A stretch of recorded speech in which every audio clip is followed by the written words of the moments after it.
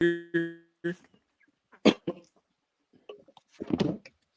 yo, welcome back to Keep It Clean, the spot where we rinse off the dirt, shine up the drama, and break down the week in sports with a little bit of soap and sarcasm. What we got for you this week is a jam-packed episode of details. We could get started off with the NBA out here turning into DraftKings after dark, Coach Chauncey Billups, Terry Rozier, and a few others caught in a federal gambling poker sting. And bro, when your parlay includes the FBI, it's time to cash out early. We can go over into the NFL where the Giants just took a $300,000 penalty and not the kind you can decline because they out here headbutting people, violating concussion protocols like they were running a hurry up offense in the medical tent. College football, the carousel spinning faster than TikTok trends, and Lane Kiffin out here roasting more players. And eventually we're going to have to get to that because his name's floating around again, and buyouts are so big they make boosters break into prayer. The MLB offseason already messy, managers out, free agents circling, and we don't know nothing about that. So you don't have to worry about us talking about that anymore other than the World Series. And last but not least, the morals of the week. We see the brand new NBA. They have stepped in. Wemby is here, to make that clear. Facts. We see Ja Morant finally, allegedly, bought him a gun. We see a slim Luka and a slim Zion for the first time. And we got Caitlin Clark versus Angel Reese, but NBA edition with Ace Bailey and Cooper Flagg, and Dylan Harper saying, don't forget about me. The new generation is here. The year was 2025. Welcome to the Keep It Clean show. We are doing episode 13 today on the Sports Pod. I'm your boy Ray. We got a return cleaner here. Been here. He's seen it before. Cashing in with the guest spotlight. The homie that helped motivate me to do this in the first place. From Speak Between the Lines, Mr. Rudy, how you do? How's it been?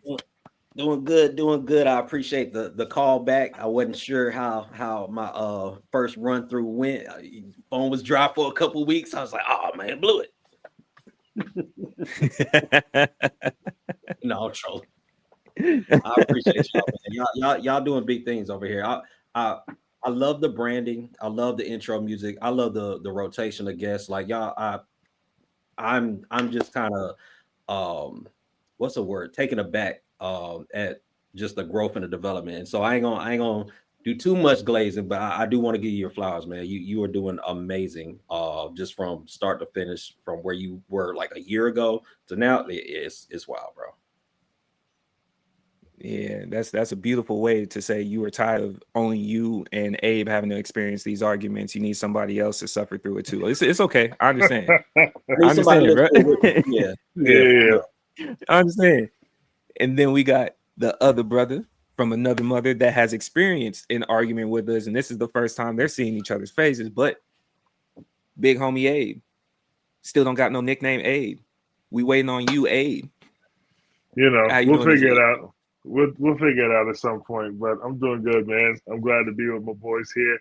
Glad to meet you in this virtual world and all that, so we can get to it. But yeah, man, just happy to be here. Happy to talk sports. So let's get into it. No doubt. Say less. Say less. Okay, let's fire off. Getting straight into it. Your 3 hot takes from this past week in sports. What you got? Abe, on you first. I'll follow All up. right. Well, as you guys know, I'm the F1 expertise around here. We talked about it last week, how things are getting a little spicy with the Drivers' Championship. And in just one weekend, we have a new leader. So his literal teammate passed him by 1 point this weekend, Lando Norris. He has taken over for the Drivers' Championship. So right now, I mean, it's anybody's game. He's only up 1 point. So he can have another race where he gets third or fourth and Oscar Piastri gets first, and they could be flipped once again. So this is literally going to be teammate versus teammate. Meanwhile, my Max Verstappen is trying to sneak up the back way. So it's getting a little crazy. With the F1 world, as far as basketball goes, I hate to say this because David is present, but the San Antonio Spurs look good. Yes, sir. They do. They do. I really hate to say I this don't because think that's a David hot is take here. either. Yeah, it's not. I don't even think it's a hot take either. But it's just I hate to say it, but it has to be said. I'm gonna say it. I'm gonna get in front of it, so we ain't got to do all this. The Spurs look good, and that's all the way around. So I'm very excited to see what that could look like. Obviously, Wimbiana is just he's everything we talked about that he could be, and he's doing even more at this point. So what's the argument going to be? And then Yeah. the third hot take I got for you is is Indiana for real? I'm, Hey, I'm watching it. I'm watching hey, it just like y'all are. they I'm number trying to pay two. attention. I'm trying to pay attention. The coach looked like he trying to, make sure the camera's on him at some point so he can make that stern look on his face, looking like Belichick. But I'm just like, are they for real? Is this actually going to turn into something? We'll see. Okay. All right. I'll launch second. I'm gonna start off with I think Deion might be cooked. I think Deion might be cooked. 52-6 or whatever the score was. I just know it wasn't pretty, right? It was ugly. And he hasn't been the most successful in his tenure. I will give him credit for the fact that you do have recruiting power. That's a fact. You're able to pull them in. You're able to get people to Colorado. You got your son there. You had Travis Hunter. You got him there. They were talented. You might be in the hot seat. That's take number one. Number two, I feel like the NBA is continuing with the hype that we had in the playoffs, and they've kind of locked in on what they felt the pros were compared to last year when we walked into the season with the Celtics playing whoever, and the score was 160 to what because they launched 53s. Like we got back to basketball that's sustainable. And that's just coming off of the first week. I know it seems like too early to call, but that's where I'm at on it. And last but not least, I baseball, you have my attention. It's on you at the top of the year to see if I stay here. If not, because you know me, I'm a World Series. I watch the playoffs. I lock in for the playoffs. World Series, we there. But you have my attention. You have my attention. I'm here for a little bit. Don't sneeze too hard though, because I don't know if you could take hockey space just yet. But that's my three hot takes for the week. What you got, Rudy? So I'm gonna keep it to what I know, and what I know is basketball. And I will piggyback off you slightly. I would say the NBA is having the best opening week I've seen in probably over a decade. Like it is playoff level intensity as far as like the way these teams are competing. So I don't know if that's the FBI. I don't know if that's NBC, but it's one of them acronyms. One of the alphabets got these boys hooping. So shout out to the league for like it was a phenomenal opening weekend from the NBA on NBC, the theme music, just the vibes that you get, like the throwback feeling of like when basketball was like uber over the top competitive. Like it's like, nah, we ain't really friends right now. Like we finna go get it. So shout out to them. Shout out to Mike, killing a lot of narratives. So hot take, NBA had the best opening week in over a decade. Second hot take, I would say, obvious. LeBron is not a third option. Welcome to the club, Bron. You are the third option on this team. I don't know another team on the league that has a second player that literally can become the number one option, drop 50, and then drop 40 right after. That's insane.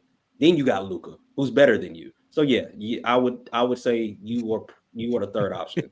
And shout out to you and Bronny on your farewell tour because y'all both. This is about it. It's about it for both of y'all. No, He's kicking Brownie out too. Yeah. Young Bronny. Yo, you ain't here? Yeah, they put Bronny on load management. You didn't know about that? Yeah, they said it about 3 days ago. He on load management. It's hard out here, bro. So shout out to Bronny. Shout out to Bron. Y'all going out father and son. It's phenomenal. Warriors are for real. Y'all better tighten up. They beat Denver, who everybody argued won the offseason, and they beat them pretty much with everything going against them. Aaron Gordon dropping 50 points and you survive that, that's a problem. They probably got the best front court in the league as far as basketball IQ. Dre, Jimmy, and Al Horford. So that's that. And then they demolished the Clippers, which everybody was saying like, oh, yeah, that's the sleeper team. So that's all I got. I was with you till you said the Al Horford thing. Al Horford, dust and bones at this point. I don't see that. I don't see that all the way through the season. That's all I'm saying. I agree, but that's why they only playing them 20 minutes a game. And that's how they should continue that trade. Because if you stick them out there for 21 and a half, you're going to be looking at some problems. It gets dark. Yeah. It gets dark quick. Okay. Yeah. I will add this last little tidbit to your piece with the farewell tour. Hey, Giannis, I see you getting the brothers signed for family photos. You about to leave. Like, I know what that look like. Hey, we got it together. Thanasis, you're not about to get signed wherever I'm going. Let's be honest. We've seen the narrative. I've been on Twitter. So hug it out. Yeah. I got y'all here. Photos, leaving. All right. Let's get the easy one out the way. Because like I said, we don't have much to talk about it. In and out. World Series is giving baseball the attention it needs with calculated pitching and more swinging than your favorite neighbor. Add on a bunch of managers getting fired. And we don't know none of the managers. I'm just mentioning it because based on my research, that seems like a big deal this week. Y'all got any highlights from the World Series that y'all want to talk about? I mean, the only thing that needs to be talked about is Game 3. Game 3 was nuts. I mean, I was trying to go to bed, but, you know, when you're sitting there looking at history, you're like, well, I can't turn it off now. All right, 14th inning, I'm turning this off. I'm not doing this no more. Then 14th come, then the 15th come, and then the 16th, and you're just sitting there like, come on, man. And then the sad part about it is the people that are at the game, they didn't cut off the alcohol in the 7th inning. So they sitting there, they didn't came to the park, you know, just sober as all get out. They got drunk, and then they left sober because it had enough time to just sober up before you got home. So Uber wasn't making any money that night. You know, Lyft wasn't making any money that night. Like, it was everything. So as far as just a World Series, Game 3 is all you really need to talk about. That was amazing. Fair enough. I will put my thoughts on it. I like the commentary because I got to give props to the commentators, man. You prepped for this amount of time. This is the amount of wind I got. This is the best stats. I can only reread stats so many times because what else are we talking about here? And when it got to the point where they were talking about the pitchers, because I think the Dodgers were running out of pitchers. They were trying to make a sub, and they were over here. We just don't know who's next. They started listing first basemen because they ran out of pitchers. And then they got me thinking because they said the other homie, one of Shohei's associates from Japan, they're like, he volunteered. I was like, did they play rock, paper, scissors? The way the commentators are making it seem like they like, all right, bro, I guess. Bro, I guess, bro. You know? And figure it out. To roll out, man. Yeah, bro, that it caught the attention, man, because the fact that you doubled up and said, hey, it was Monday night. Y'all watch the Chiefs. All right. Y'all got some basketball. Now give me my attention for a whole new game. They played a whole new game, bro. A whole new game. And it was 0-0 for most of that whole new game because nobody could score after the 5th inning. That's it, bro. As great as that moment is, you have to apologize to everybody that lives on the East Coast. I'm sorry. Call into work, tell them what happened, because ain't no way in the world you're going in. It's 2 a.m. It's 2. What you doing? It's 2 a.m. and you were still awake because it was 2 a.m. when I went to sleep. Right after the game. It was 2 a.m. here. Cool. That means it was 3 over there. You might as well pull an all-nighter. You might as well pull an all-nighter, man. The craziest part is it also reminded us why we don't like baseball. Because from inning 7 to 17, nobody scored. You had me sit out here for this. The greatest defensive game ever. Nobody want to see this. You had me sit out here for this. Because it did. And I did love the way that it ended. But it did get to the point where I could tell people were watching, like, please hit something. Somebody hit something. Give me something.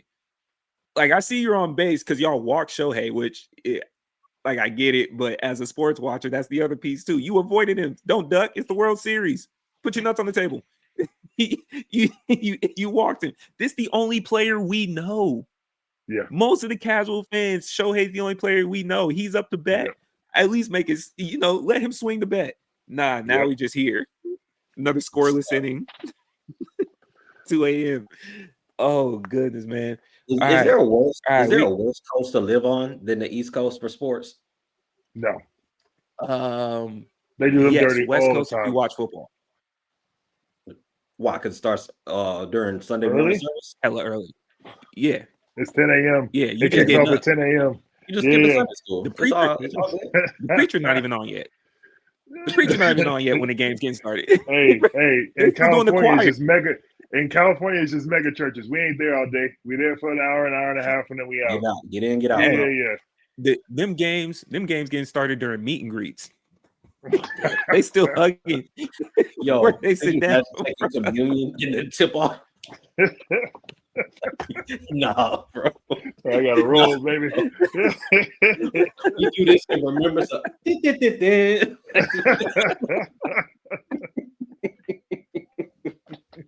Ringers just popping off in church, bro. Just put Right. man. Okay, so we could get straight into college football, man. College football had us a weekend of interest. Where I'm starting off with, we doing narratives, man. Brian Kelly cooked LSU, saluting him, said you did your best.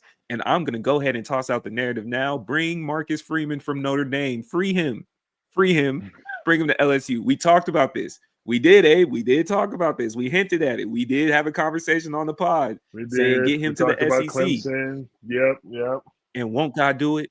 Won't he do it? Won't he do it, brother? Won't he do it? Nah, we said we created that narrative. Well, God did, but we helped get Marcus Yeah, Freeman. we spoke that into existence. Yeah, I got you. Nah. You feel me? Lane Kiffin trolling another player.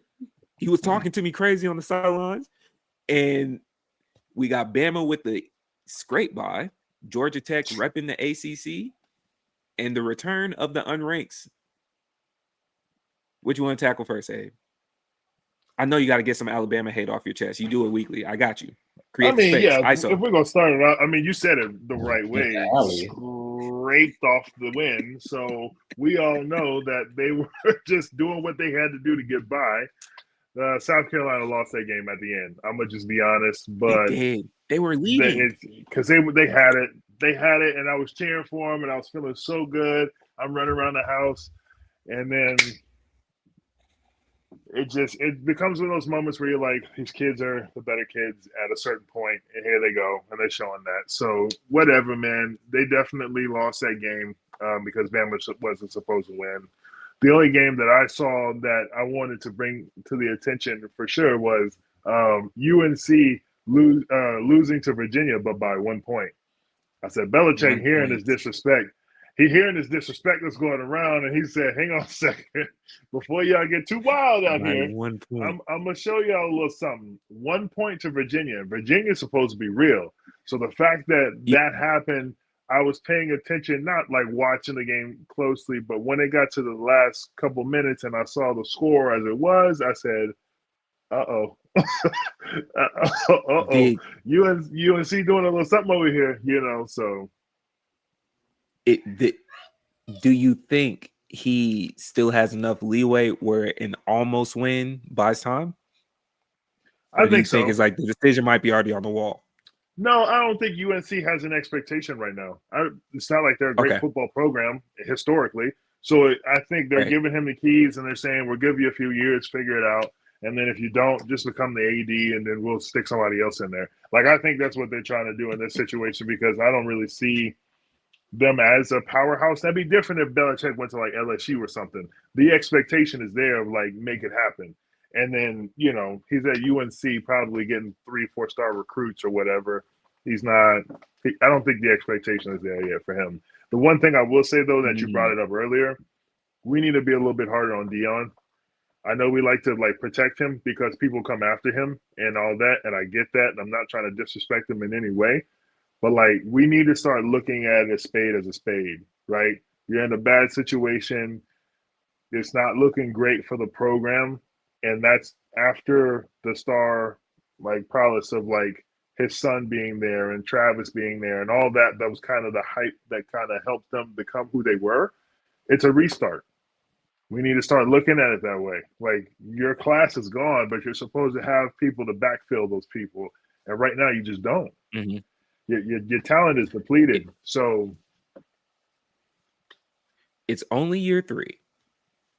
for sure, But I also know in college they don't give that much time. Now, I think what's interesting though, the only not the only, but I think a saving grace if you put your mind to it, and if he gets cooked at Colorado, I do believe this would guarantee him a job at still even possibly a respectable D1 college, like a I maybe think a so. tier a little bit up.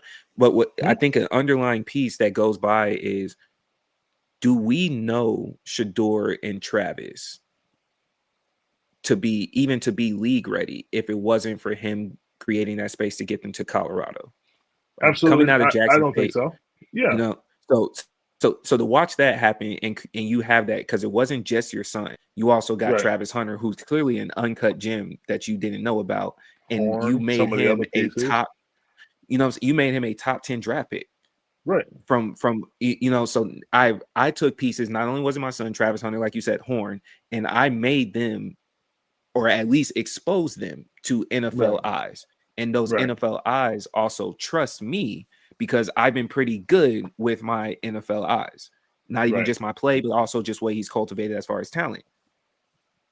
I To think your that's point, a saving grace there. Yeah. to your point, I hear what you're saying. I'm not knocking that Deion has like the knowledge to help a kid in the NFL. Not knocking that at all. Not Right. knocking him as a coach because it's not just him; it's the whole program, right? But what we're talking about is Travis Hunter was like the number one player in the country when he went to Jackson State. So it's not True. as if he didn't have the pedigree to kind of be the guy that he turned out to be.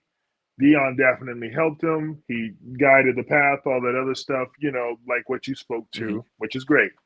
But he was the number one player in the country. He was going to turn out pretty good regardless of where he went, in my opinion. Okay. Shedeur and all that being there, it's a great connection with him and the son. They can work out together. They know how to communicate. They have that. It works both ways. It's perfect. What I'm saying is, when you go to a university and you're supposed to set up shop, this is supposed to be Deion setting up shop. So you're going to have years where they're off. They're not going to be the greatest, but it's supposed to be a slow progression. Right now, it just feels like they've fallen off because of them Mm, leaving. It looks like the mm, replenishment that was supposed to come through didn't hit as hard.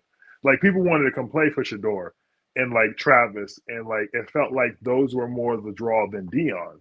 And we all know that right. Deion has the pedigree to be like, "Yo, come play for me." And he snatched people before. You know what I'm saying? That was supposed to go to Alabama, ergo Travis Hunter. But like at this point, when the replenishment is supposed to come in, it's not looking as healthy. And that's the point I'm getting to, where like maybe Colorado's not the right school. Maybe they don't have the right draw there. Maybe, like I don't know what needs to kind of happen. But like you Hmm. put Dion on like LSU or something, like I feel like he could make that place jump. You know what I mean? Like I'm just saying, like I Yeah. feel like at that point he'd have the cream of the crop where he could have the pull, he could have the money, he could have the stadium and the prowess and everything else that comes with it, where it's like, hey yo, come play with me at LSU. And it wouldn't be a fight, Yeah. But Dion also has standards. Dion tell people you gotta have your grades here. You gotta do this in class. You have to, and there's some of them people are like, I'm cool on that. I want to go Yeah. somewhere where I'm the man, I'm the star, I'm gonna go, do whatever I want to do. I show up, I put up 14 points on the board, and I go home. So there might be a little drawback with that too, where like the standards that he sets are great for young men, but there's certain dudes out here that have just been dudes their whole life. And they like, man, I don't want to deal with that. Man, and see, part of it you kind of highlighted on my counterpoints as well that I had even for um, what I just said, because I'm looking at it, the compliments I'm giving him, I think is beyond Colorado, Mm-hmm. right? And so even with what you're saying, the grades, but it's also, I think Colorado might use the narrative of that mass exodus that he had when you saw a lot of players apparently coming out and saying like he runs it this way, and they Mm-hmm. left, right? And so you did have a wave of that. So during that time frame, he was already having kids leave and they had to transfer. But now the second year you had a little bit more, and then going into the third, you have more. So he's flushing the system of previous or not really his. They didn't make the cut. Right. Do you think with the grades, that is a good thing? You get a chance to be your team. Do you think what his product has been so far ruins his opportunity for the cream of the crops, like the No. Florida States? Because we all thought he was trying to get the Florida State, but even your LSU's, the Big Tens, you think he still has a shot over there to be a head coach? I think so because of the draw of his name. I think he still Okay. has the mind of Deion Sanders, and that's what people want. And so I think while he still has that and he can show that, he can get with defensive coordinators that know what they're doing. He can get offensive coordinators that know what they're doing. Not to say that the people at Colorado don't, but I'm saying if you have all of this knowledge, with the talent that you're getting is only yay high, you can only go so far to grow. You know what I'm saying? So, like, if he went somewhere like LSU where he getting them boys, you know what I'm saying? He could have the chance to be like, listen, go around the corner and get that dude. Yes, sir. And then they go get him. You know what I mean? Like, it's just, I think he's playing an uphill battle. I think he wants to have the grassroots story of like how he built up this, you know, community and all this other stuff. I love the fact that Deion has standards. Again, this is no knock to him at all.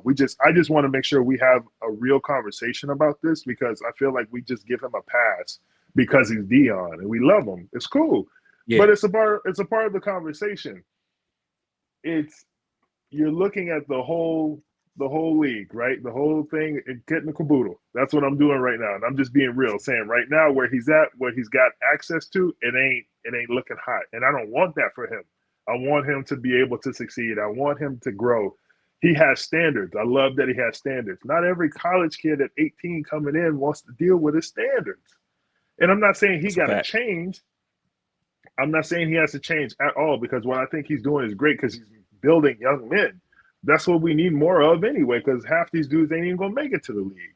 But if you're looking at the spectrum and everything that's happening, I just want to make sure that we know, like, hey, you go see Deion, you got to act a certain way. And some guys who have been the dude, who are the dude, don't want to deal with that. And I'm sure at some point when Deion was going through his, he didn't have to act like that. Man had chains on, walking around, doing exactly what he wanted to do. I'm sure he pissed some people off along the way. So I just want some of that same energy that he gives out to be associated with his players too, other than having a gold chain or just, you know, doing what they say that they're going to do based off their standards. I'd like to see some more flair. I want to see some of that Deion flair coming off of the players. I might say I think he kind of watered it down for the bigger schools, and that's only for some of the stuff that you had just said. One, just historically, SEC, a Deion personality, they would never let happen. Like we're looking at Lane Kiffin being like you speak a little too loudly, you know, you have a little bit too much fun, and he's a middle-aged white guy, right? Let alone it kind of bring in the personality of Deion, where even for some of the Big Ten, like the SEC would be a tough sell because we hardly see any non-traditional coaches in general there, and I also feel the same way with the better programs of the Big Ten, right?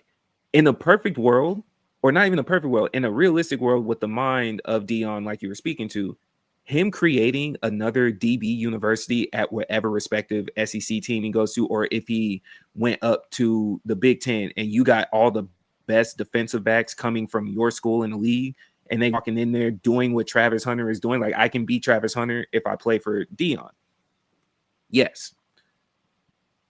Michigan football history is too solidified to take a risk on Deion. Ohio State football history is too solidified to take a risk on Deion, right? And same thing with the SEC schools. This is historical. Losing seasons in a lot, it's not just you getting fired. Your family generations are on the line. We know where you live. The nerve of you to give us losing seasons. You know what I'm saying? Like you don't just leave here. Most of them are on the run. So they move to another conference altogether just to save their family and possibly pay back the boosters who now have a hit on them. Cool. ACC though, ACC football has at least really their only historical size that they're looking at now is FSU and Miami. You could get there. FSU loves you, obviously. Yeah, clearly. You wouldn't go to Miami because that's the rival, especially even when you play. But Right. the ACC might get you there where you don't have to fight with these historical narratives. You lose too many times as a Wolverine. They don't even say your name no more. They're still calling Chris Webber names for taking a timeout. I don't believe the football is going to be lighter No, than basketball. No. There's other things that have happened way past the timeout, and you know it. Yeah. You feel what I'm saying? It's like Yeah. we've had Nick Saban recently. We've had Urban Meyer, winners in their respective conferences. We have names like that. I don't need a Deion. Yeah, I would like to say that it's not ruined, but I think it might have put a hole in the foot. Shouldn't have said that because you're Deion. Might have. I was gonna ignore it and just move past it, like you ain't say it. But nah. He is the delivery. It hit me. It hit me in real time, and I didn't even mean it. All like intentional. that. All intentional. You seen it. You know. Yeah. Okay. Any games that are worth getting into this week that you're seeing coming up? Because for the highlights, hey man, Ohio State. That's the only other question I have for college. Is there any team that you're saying, hey, no, they're a guaranteed lock for the playoffs?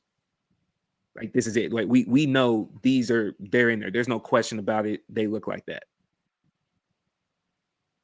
I mean, looking at schedule, Indiana's in there.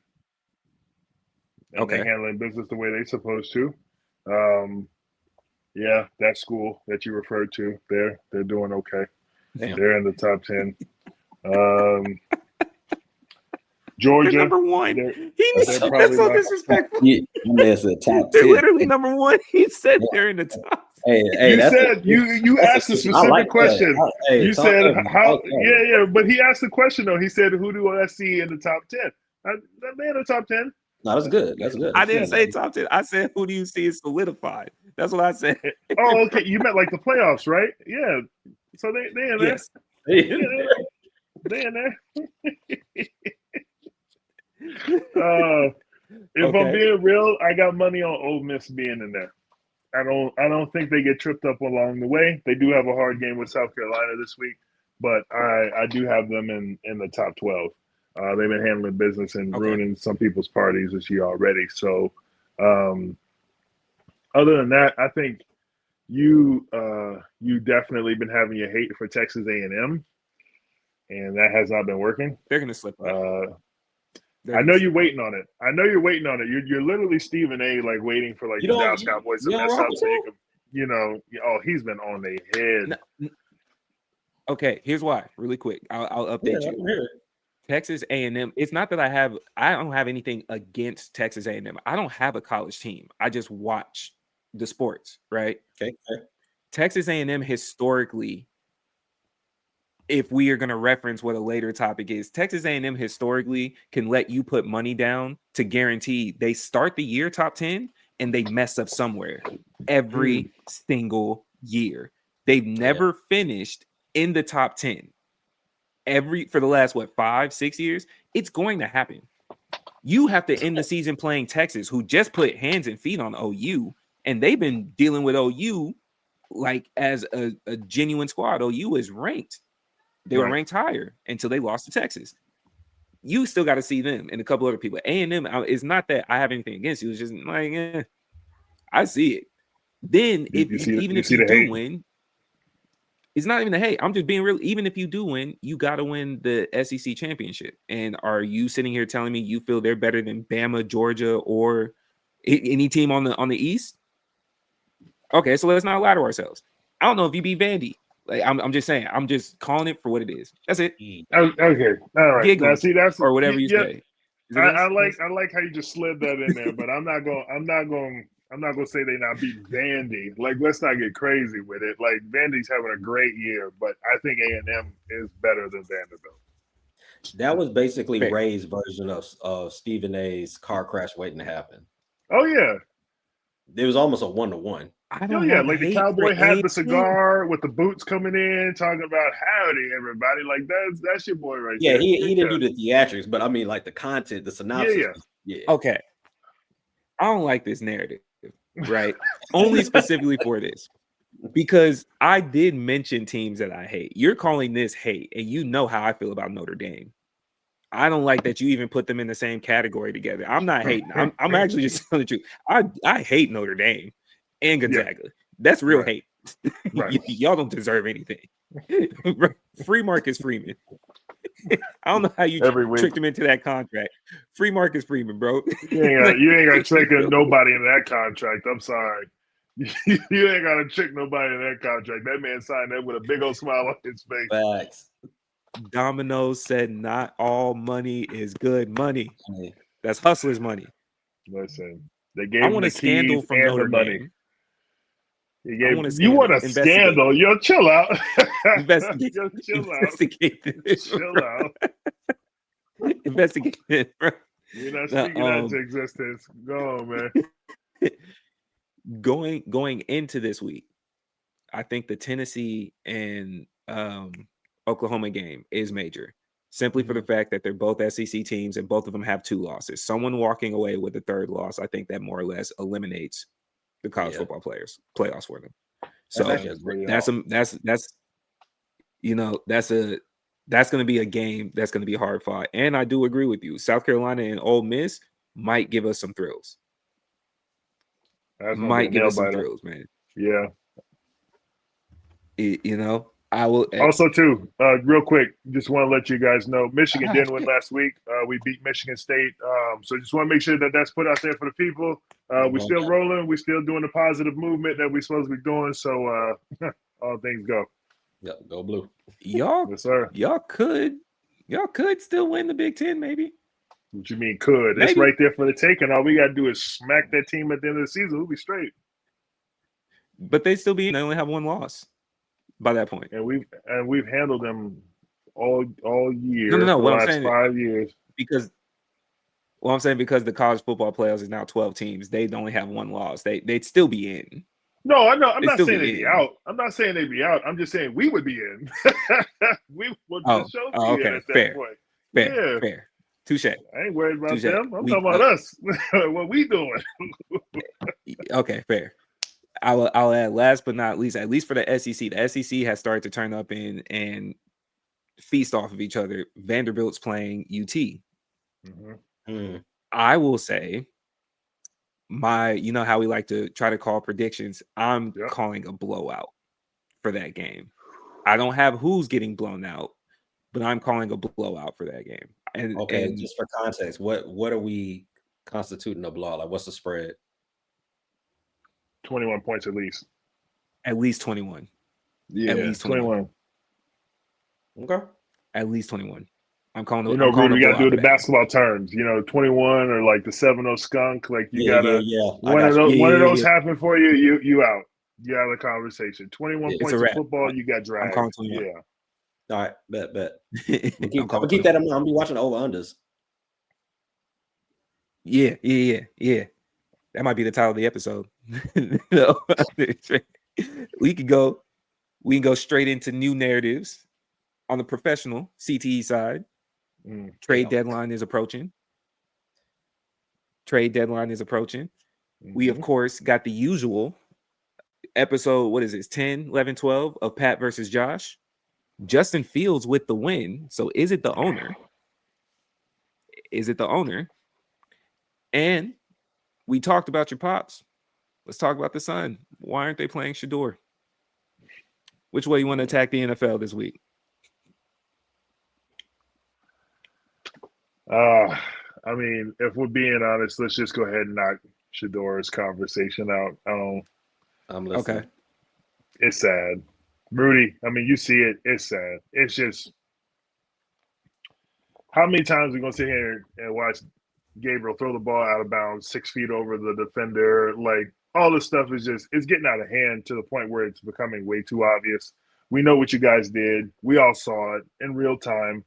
You band together, you picked him, you stuffed him down in the sheet. You said he's not available to play. You've done everything you could, okay? At this point, Can we just see? Like the best thing to do if you really want to debunk this whole theory of that he's not Roll ready him to to play the in the wolves. NFL, just let him go play. Because Yeah. we've already seen that Daniel Gabriel ain't ready to play. So like, can we just see it? Or like, do you not like money and fame and the statue that comes behind it? Because literally the ticket sales would go through the roof if they just let this boy start a game. Like, Fact. you talking about just from a GM perspective or from a presidential perspective, like if you do that, you just get money. So what are we doing? Why aren't we riding this wave so that way we can figure it out? Because you ain't working for nothing else. Myles Garrett is dying to try to keep you in a game, and you can't put 7 points on the board. Let's be real. Like, can we just see it? Just let us see it. If he falls flat on his face, then you get your moment to be like, aha, we told you. Cool. And then let him, or here's my other choice for you guys, please. Let him go. Okay? My wife is a diehard Vikings fan. She'd love to take him right now so that way they could have a chance of trying to get JJ some looks. Whatever. Just let the boy play. Like, putting him behind these people makes no sense. We also, when we move on to the next segment, we need to make sure that we address this Kirk Cousins situation. Because they're talking about he could go back to the Vikings. No one wants to see that. That's wild. No one wants to see that. We do. That's wild. No one wants to see that. I know you do. No one wants to see that. The Falcons. That's over. The Falcons. We want to see that. That's over. You want us to pay for the trip? Hey, you gonna put him in economy like you did Joe Flacco when he got sent out? You gonna do your boy like that? That was cold. The Browns is a cold team, man. That was cold, man.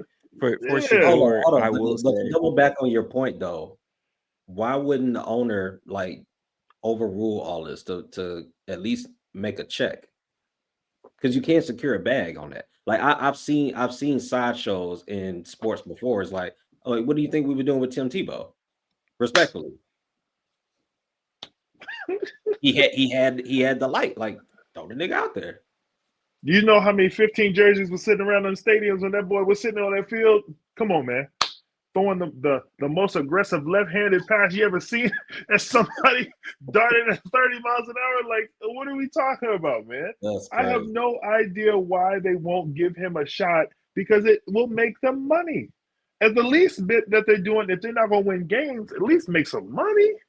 And then the ratings alone, like, it'd be a bonanza, dog. It would be a weekend, like it would go nuts.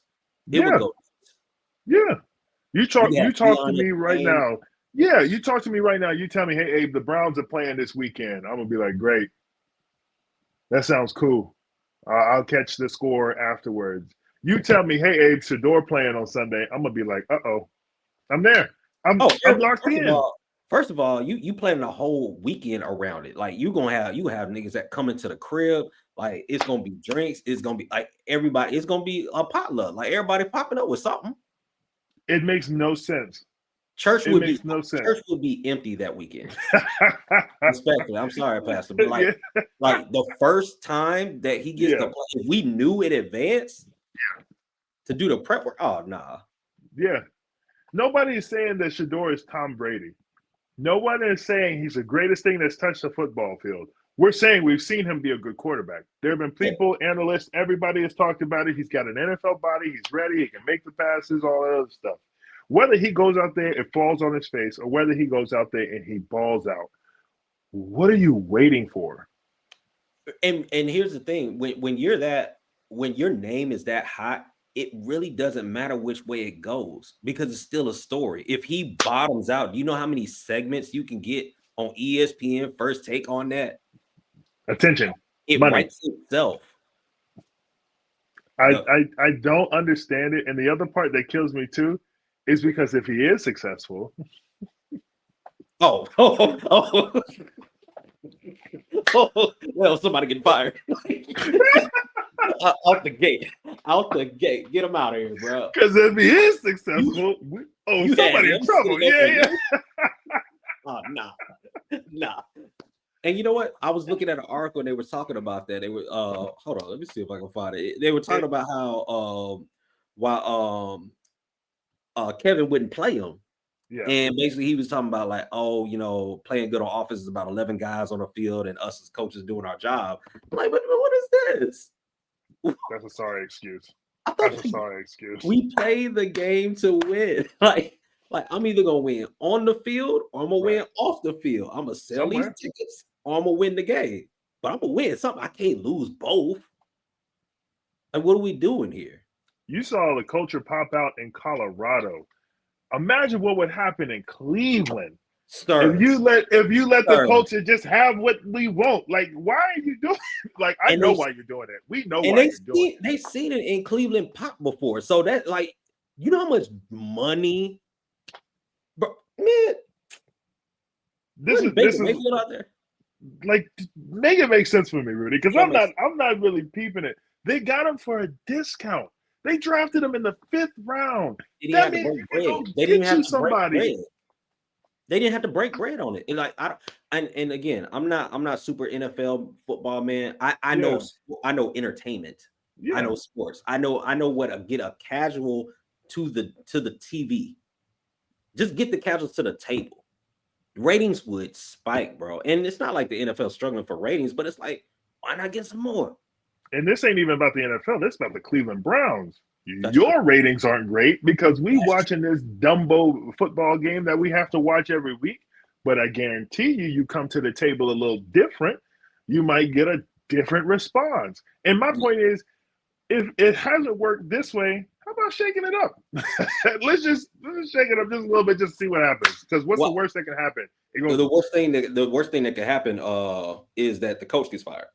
Because it exposes them. Like literally, like when you dig in that deep at a certain point, like for you to reverse course this far into the season is gonna make you look crazy. Because if like let's say he comes out and he just has 2 spectacular games back to back where they don't even have to win, but let's just say it's like this super competitive. It's just like, oh, they got the juice.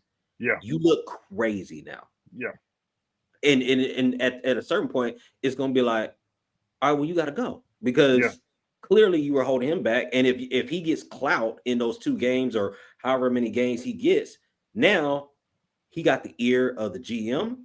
He got the ear of the owner. It's like, well, you the voice that's not speaking the same language. You got to go. Right. So, I mean, he kind of pigeonholed himself.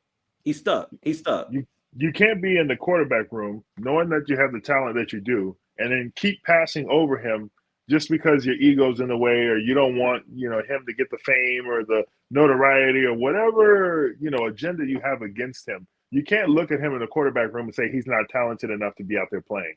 We all know that's not true. So the fact that you're doing this, you're already proving our point. And then watching him be successful, like you said, is going to be the last straw. That's going to be like, that's it. Yeah. That's all we needed. We knew he was a man and we knew you was hating. Here we go, and then he's out. And then next thing you know, I'm not ESPN. I'm not doing none of that. But I'm saying all of a sudden Deion starts becoming a conversation of like maybe he becomes the coach. And you already know, like, and that's not even a reach. That's not matter of fact, ESPN would be the propaganda machine to make it happen. They would be the one lighting the fuse. Yep. Be like, oh, by the way, we've been working on this one. Just so you know, Deion's going now, instead of, when he wanted to be the coach of Dallas and all this other stuff, when they were having that conversation, you mess around and let that boy become the coach of Cleveland. He has the key. You gave it to him. Now he's got his son. Now he's going to sign his other son. Like, we already know Shiloh going to bend the block. You know what I mean? He'll be there, and then it'll be a family affair again. Honestly, if you can replicate what you did in Colorado, I'm not mad at it. That's kind of OD. I kind of want to see that timeline. that timeline kind of sounds fire. Tell me this. Tell me why Shiloh got a contract with Tampa, but now he's a free agent. That politics as usual. I'm just saying, you look at how things play itself out. Deion is a very blessed man. We all know this. If I'm looking at the situation, he could legitimately sneak his way back into that situation. Not even sneak. They're going to open the door for him. He can walk straight through with a little gimp, but he can walk straight through, and then he can have everything that he wants. And don't let Travis Hunter become. I'm sorry. Let me pull back. That's a good pump you're breaking, bro. Yeah. Let me pump my brakes. Just Jacksonville ain't letting that boy go, especially because they see in the horizon on what he can do the last couple of weeks. They Fact. definitely let him go. But like, sit back. That's all. Yeah, man. Okay.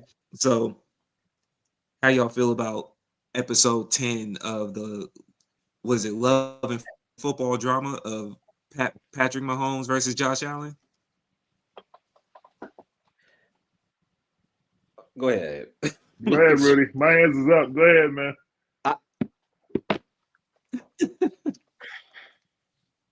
I'm kind of tired of it.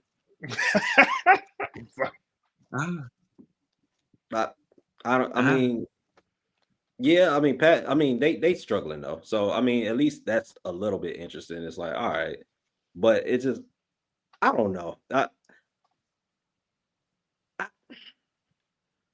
As a casual, that is one of the only matchups that I actually will tune into a lot.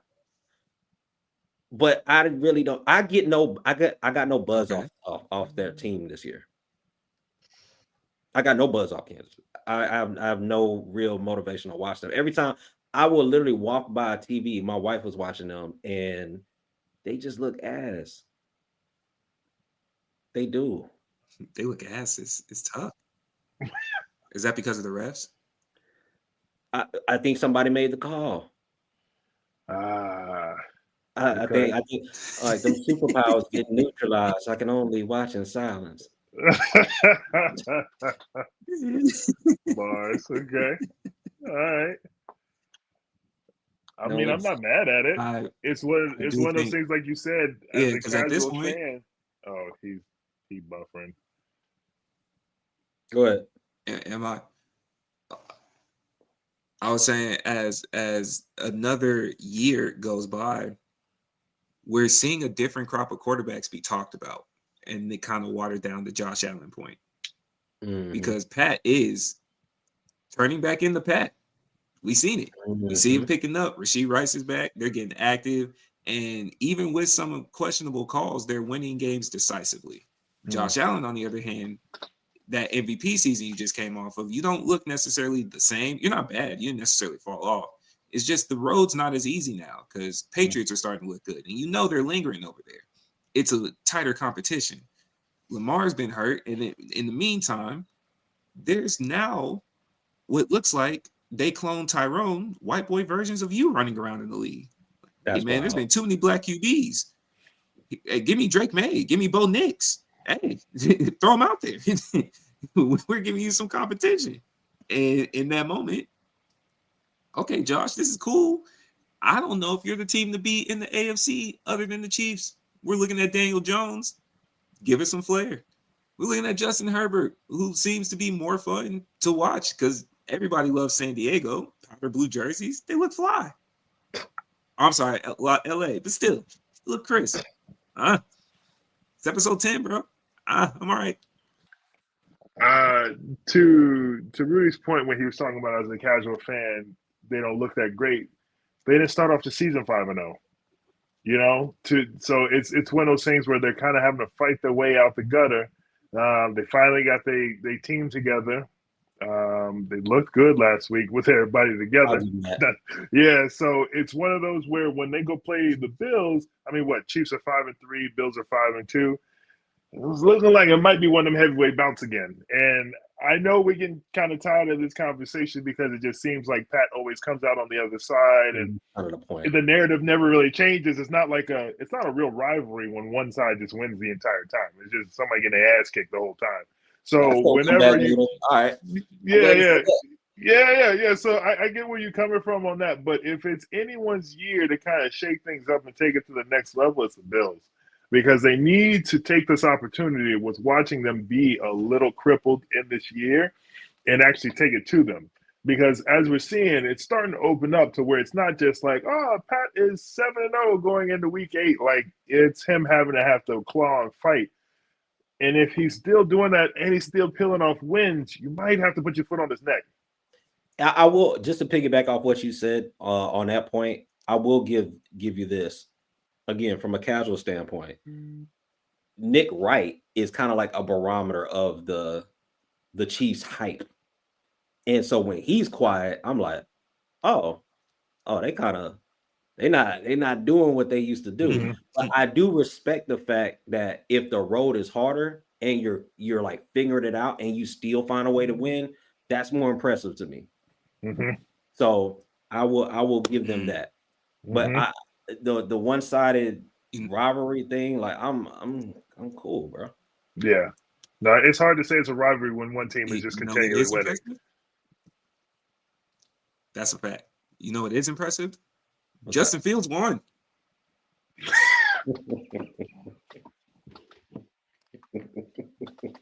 I'm not doing this with David. I'm not. I'm not doing this with you, man. Every dog You has don't his want to give day. him his credit?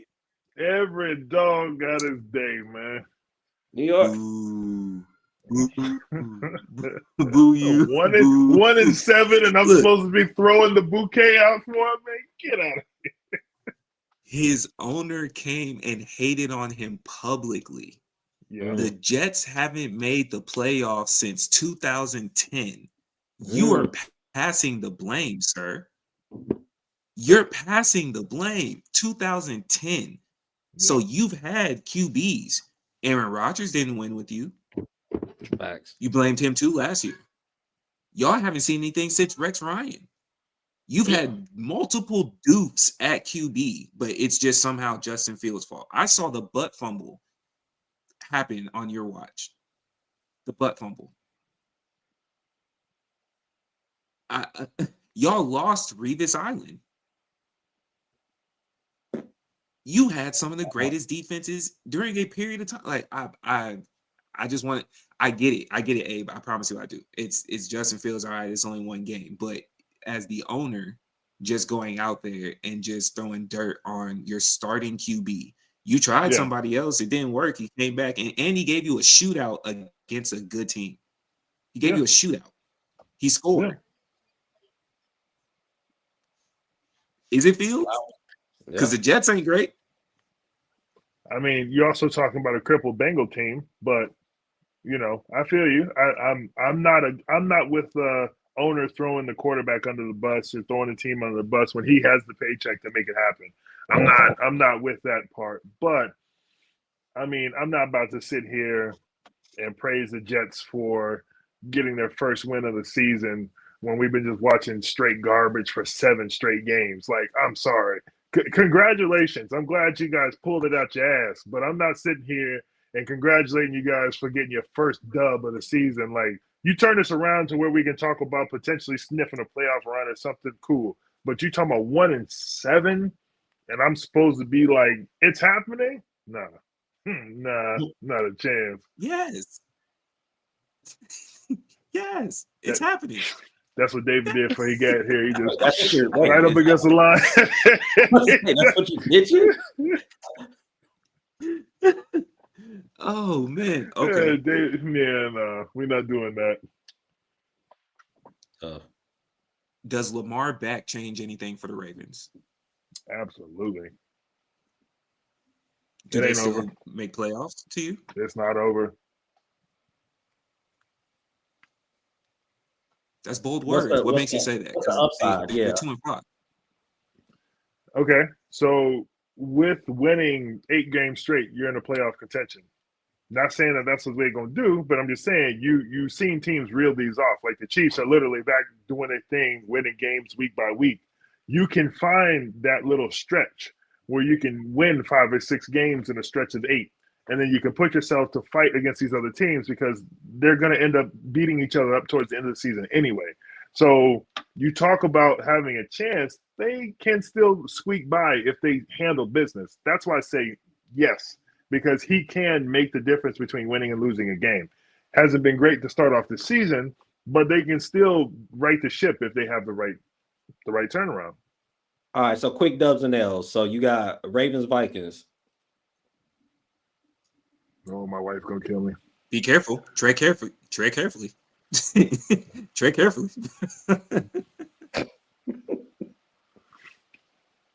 Are we Hey, talking overall, or what are we no, talking about here? I'm just going through the schedule, brother. I'm just going through the schedule. We say let's get 8 of them. Okay, but the Vikings play the Texans, don't they? November 9th is Ravens, Vikings. Okay. Well, November 2nd coming first. Oh yeah, That's the yeah. one we need. So you got Ravens Dolphins.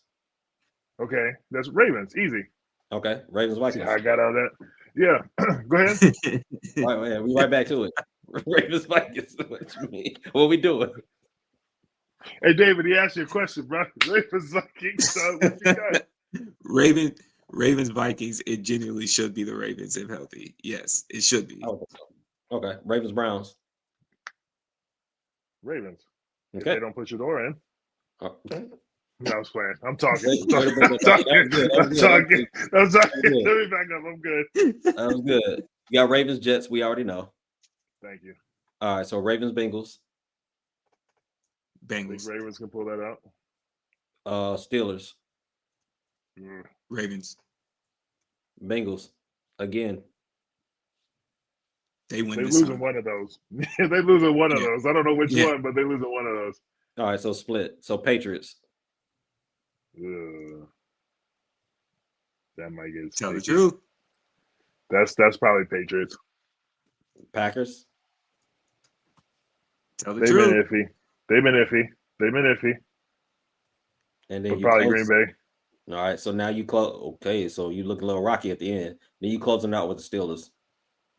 They're gonna win one of those because they have the Steelers like within 3 weeks. They'll win one of those. All right, so you splitting with the They win both. Steelers. You're down on the I think Packers. they You're win both down of on the the Steelers. Patriots. And you splitting with the Bengals.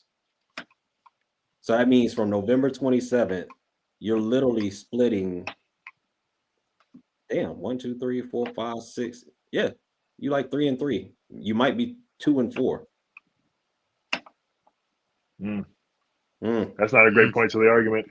I mean, and this is why I said maybe, but I'm just looking at the whole schedule. Like if they peel off 5, 6 wins out of 8, that's what I said before. If they peel off 6 out of 8, I think you put yourself in a position where you can fight for a playoff win. Respect. Now, if they mess around and do what we just talked about, which ain't looking too great, which is like a 3 and 3 in that stretch, yeah, nah, pack it up. But just don't pack it up for me in fantasy because that'd be great. But like, pack it up. Maintain the next season. integrity of the sports betting. Okay. Yeah, that's right. Thank you. So then I do have a question because you highlighted a particular point. Is last year's draft class really like that? Michael Penix, you could argue, is the low bar. Then you got Drake May, you got Bo Nix, you have Jaden Daniels. Who else am I missing? So Drake May, Bo Nix, Jaden Daniels. Some great names. There's somebody else that I'm out of those right there. Mm-hmm.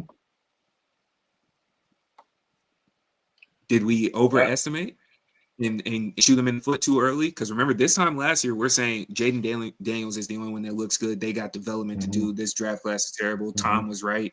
And then this time this year, Bo Nix out here in Denver, he making a couple comebacks. He makes mistakes, but he pops in. We're seeing Drake May make the Patriots look really scary.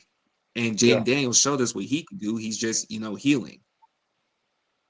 Were we off?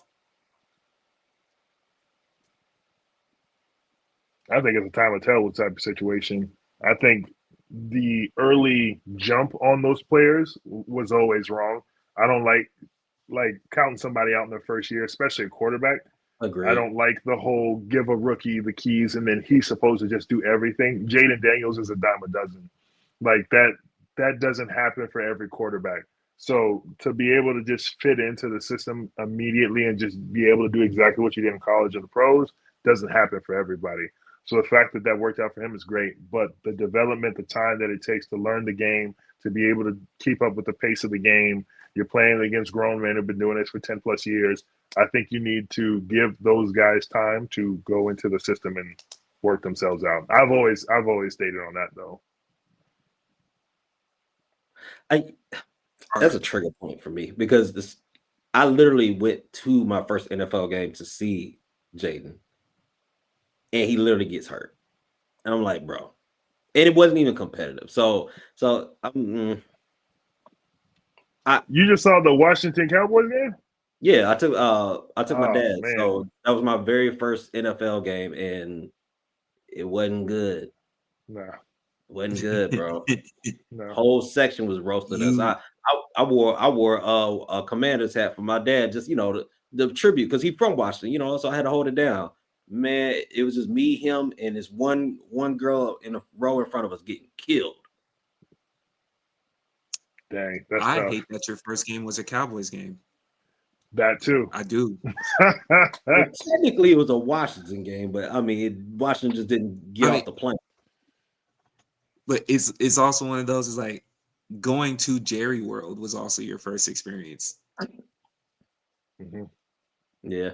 And Jerry Mhm. World's not fun. And I've been there when the Falcons were putting foot in ass of Dallas, Julio Jones going There crazy. you And go. it still felt crazy in Dallas. I don't know. I love the fact that I experienced NFL before going to that game. I hate that for you. You might have to travel elsewhere to make up for that. Like go to a I almost said them. I'd rather you go to a Titans game and they're worse than the Jets as far now that the Jets have won, the Titans are worse than the Jets. Can we say that? Yes. Now that the Jets have won, the Titans are worse than the Jets. You would have been better off watching a Titans game, bro. Yeah. than It was going a there. lackluster experience. I'm not gonna lie. It was. I think the best thing that happened was we found $40 parking. That was the best. That was a highlight. That was a highlight.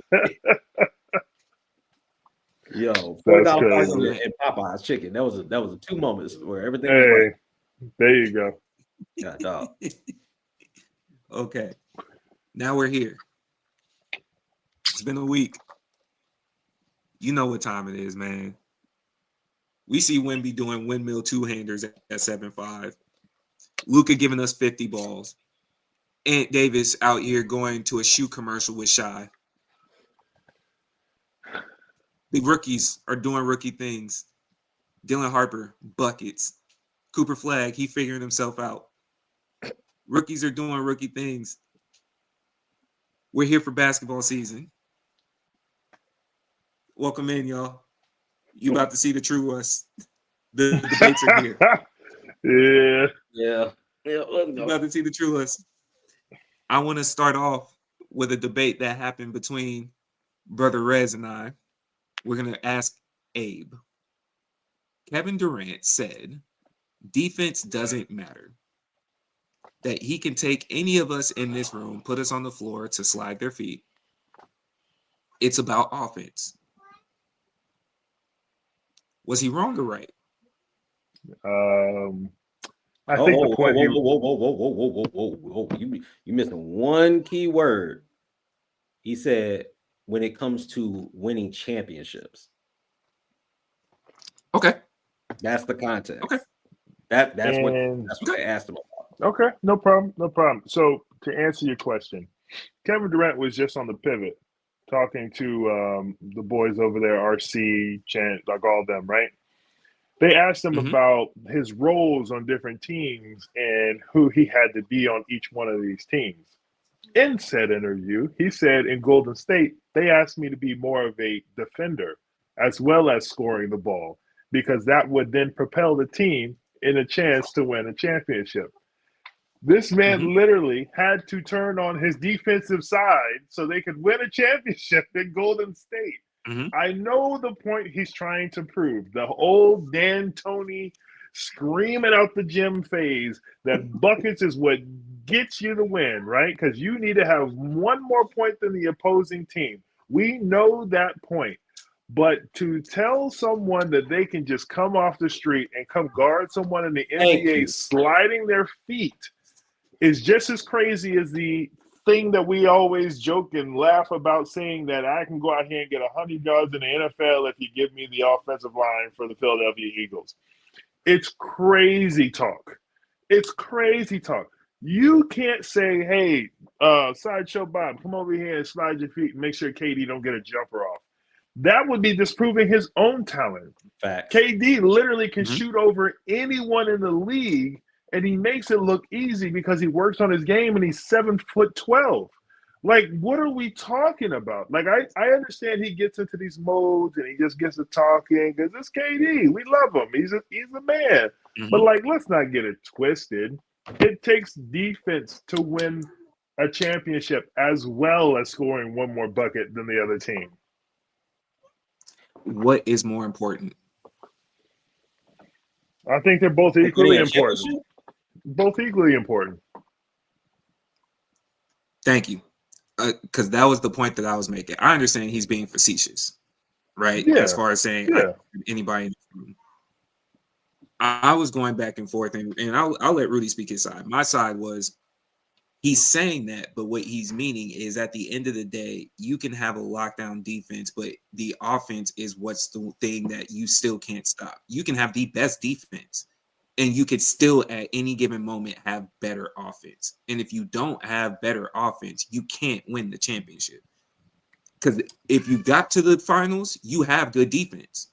Mm-hmm. That's not true. If you got to the finals, you have good defense. That most of these teams, if you got to the finals, you have good defense. What we can say is most of these teams that are winning the championship, you know what I'm saying? I was about to say, I was going to let you walk down your own argument, but if you got to the finals, you do have good defense. I'm not of the belief that you don't need defense. I am understanding what he's saying is the teams that have been winning also have arguably a better offense, which is exactly what they're doing. Right. And then just one point I want to just point out before Rudy get his off.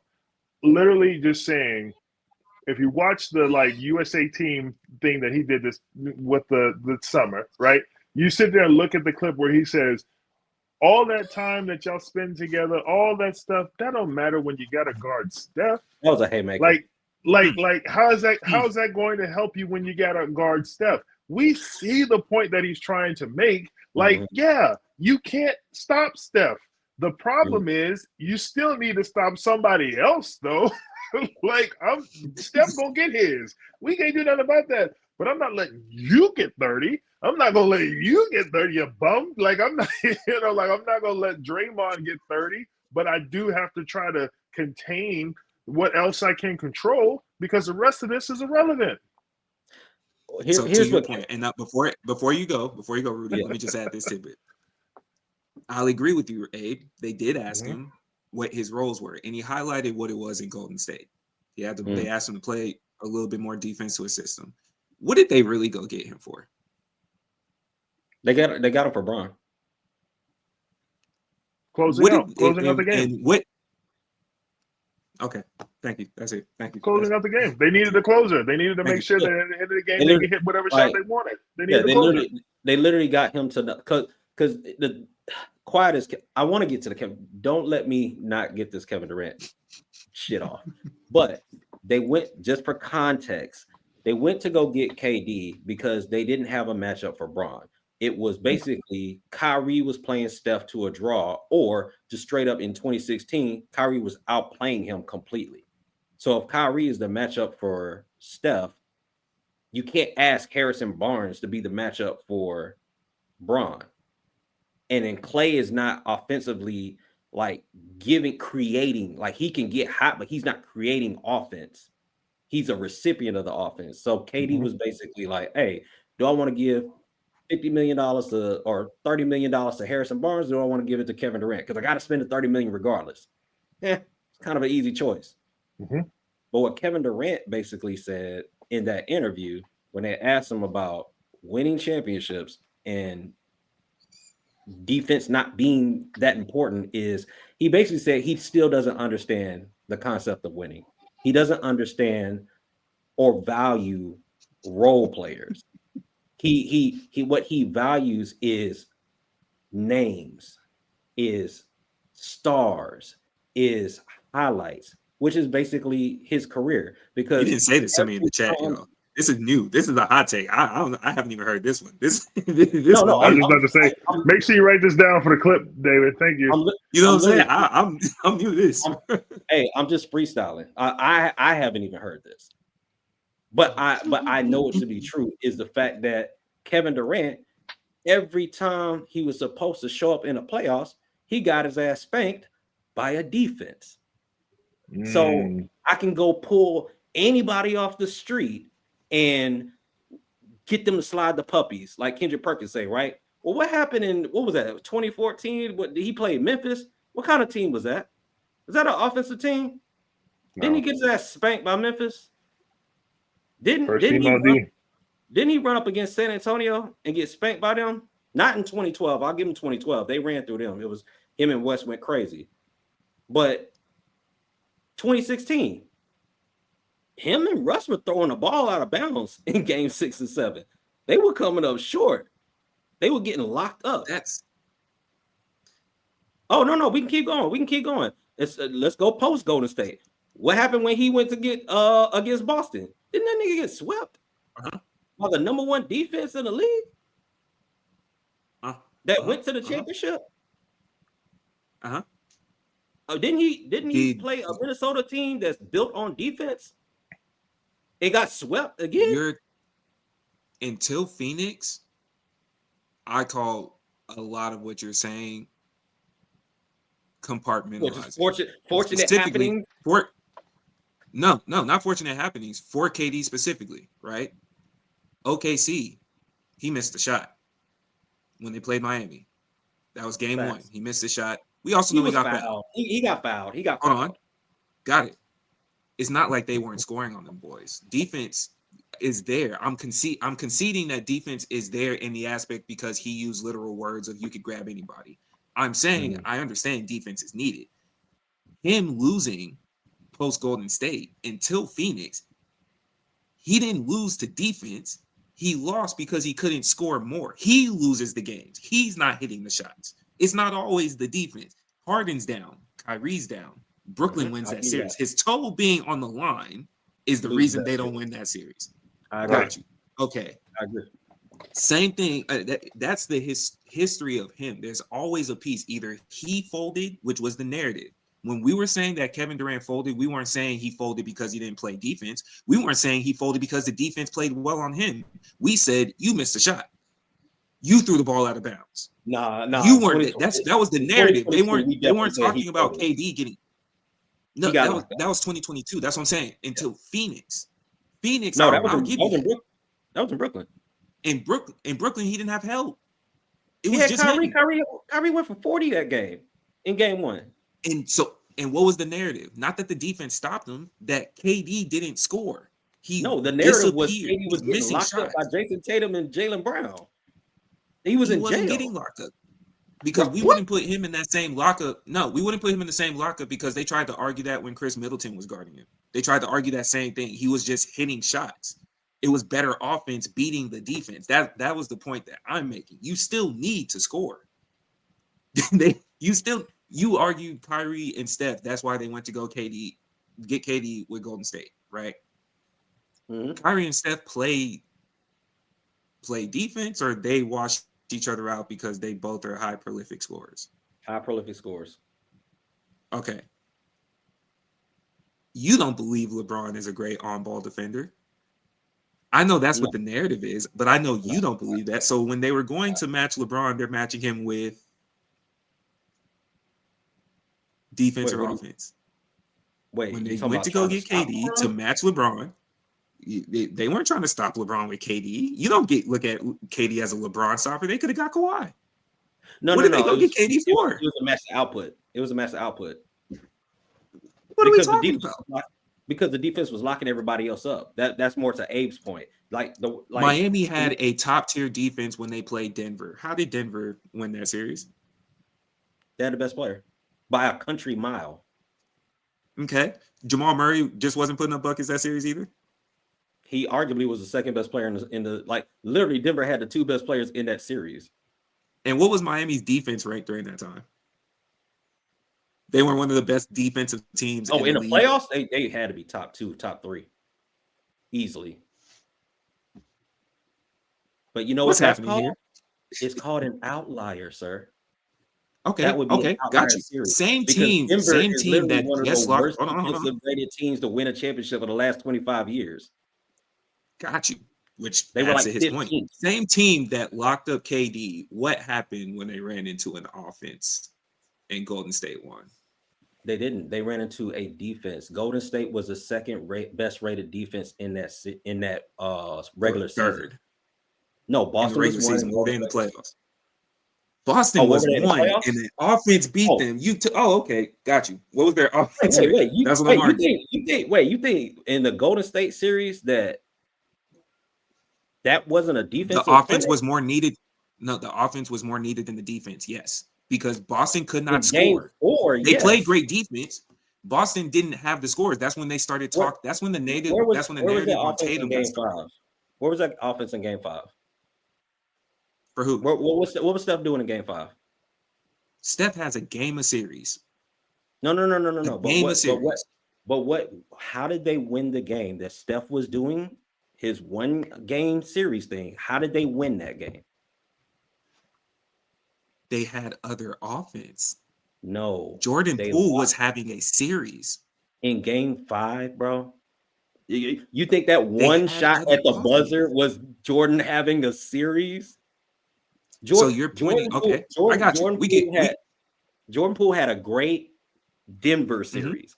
Every series after that, he progressively moved to the back of the bench. If you look it up, he literally got less and less minutes as the playoffs went because he couldn't defend anybody. He was a liability. Got you. When Steph had that miraculous Game 4, yes, the offense was there, but literally he had to do that because nobody else could score. Everybody on his team was getting locked up because of the defense that Boston was playing. Hoop wise, right? I have no problem admitting, and this is a fact. Every playoff series, especially the NBA Finals, always does have a standout defensive game. Oh yeah, absolutely. I have no problem admitting that. There's always a standout defensive game that came down to it. I will even go. There's certain series that had a standout game because the defense was a lockdown and it was pivotal in the series. Overall, though, you still need more offense than you need defense. Because I don't agree with you could grab any of us. I'd like to believe that. You teach us to slide our feet, we move, and we can read defenses. Sure. But when the hand's in the face and you still need a bucket, that's where the offense comes in. I agree. But let's tie that back to the reason why Kevin Durant is in the situation he is in legacy-wise. Because he doesn't understand how to galvanize a team, how to lead a team. He doesn't respect roles. Imagine being in Houston, who's a defensive mind. But I'm gonna let you get this off. I don't think it ties. Look, it might be a quick whistle on the reach, but I'm gonna let you work. Okay, think, what was Houston? What was the Houston Rockets known for last year? Offense or defense? Offense to begin the season, defense as they started to close out in the playoffs. It was more defense. Huh? They were known for defense. Yes, they were known for defense. Yeah. Their whole merit for being in the playoffs, being a number 2 seed, was they were locking people the fuck up, right? Yeah. So they dropped Kevin Durant in there, and he's on a team full of defenders. Mm-hmm. And the first thing this bird brain nigga says is, well, we can just get anybody to play defense. I mean, that's not really that important. Great job, Kevin. That's an easy counter. That's a good way to just ingratiate yourself to the culture, my nigga. Easy counter. Easy counter. That same exact team. Why did that team lose their playoff series? What did they need that they couldn't do? Scoring.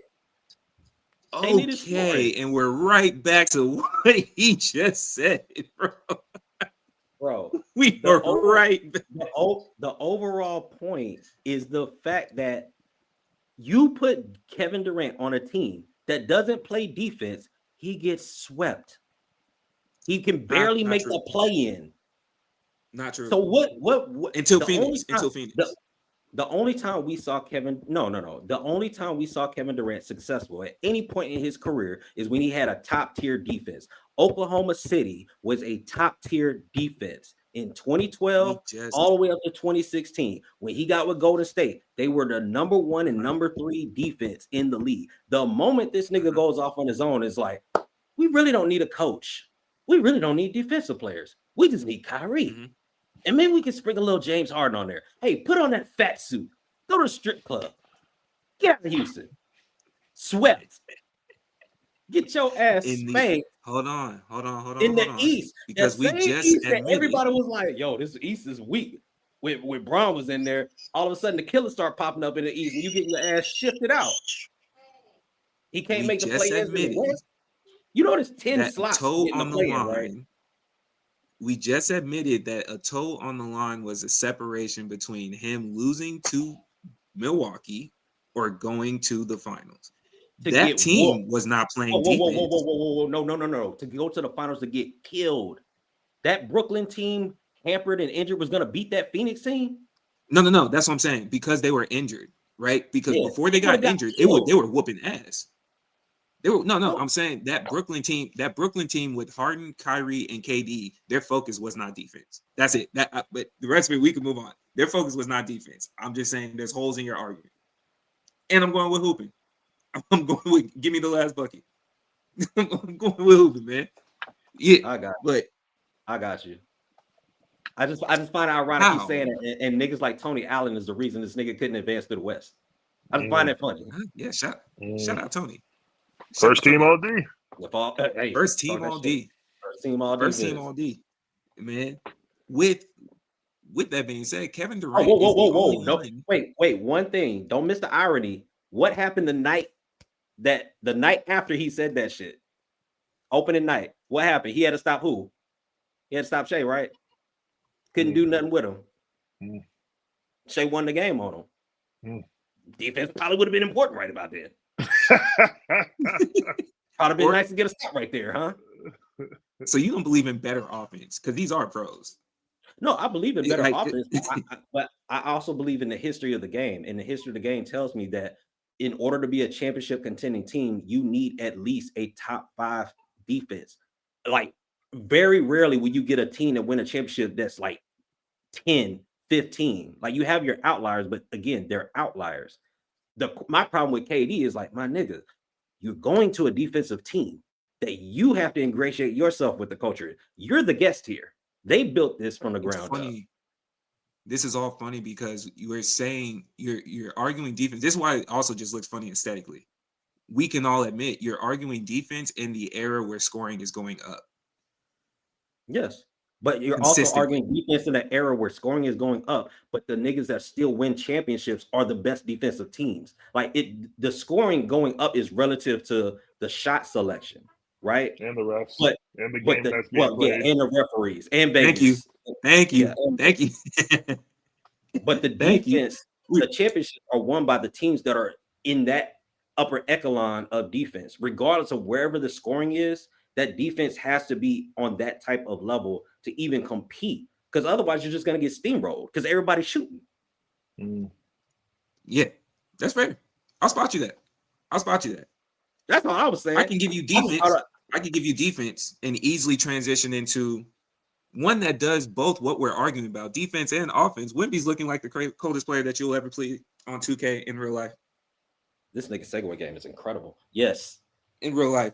And I love that because then I can also segue over into Luka looks so happy. You look like you know when you get over a breakup, like it first happened and you still kind of, and then Luka showed us what men do. They get in the gym, they get fit, and then he came back slim on them. Say, look at me now. Dallas who? Nico? You mean my old hoe? Don't worry about it. Give you some buckets, right? Hey, you Nico, see bring Şengün doing KD moves, bro. Nico, bring your ass here. You see Şengün doing KD moves, bro. First off, the irony of Nico calling this nigga fat and trading him in the middle of the night, and then Anthony Davis comes back over here like the fucking Kool-Aid man on opening night. Like, what? Why? What? That nigga gained like 80 pounds over the summer, bro. I know Nico didn't think that was I haven't seen Nico on camera. It's been a week. Ain't that nigga normally in the stand sitting down? Like, I thought AD like this. I haven't seen Nico yet. So you know Nico got to hide out right now, bro. It's hot in the street for him. He got to hide out right now, man. That is crazy. Abe, you want to start off? I know you're the residential supposed Lakers fan. You happy with the trade? Of course I am. Of course I am. Because at the end of all this, regardless if, we would have had possibly another run with AD or whatnot, I've got some years to look forward to with Luka.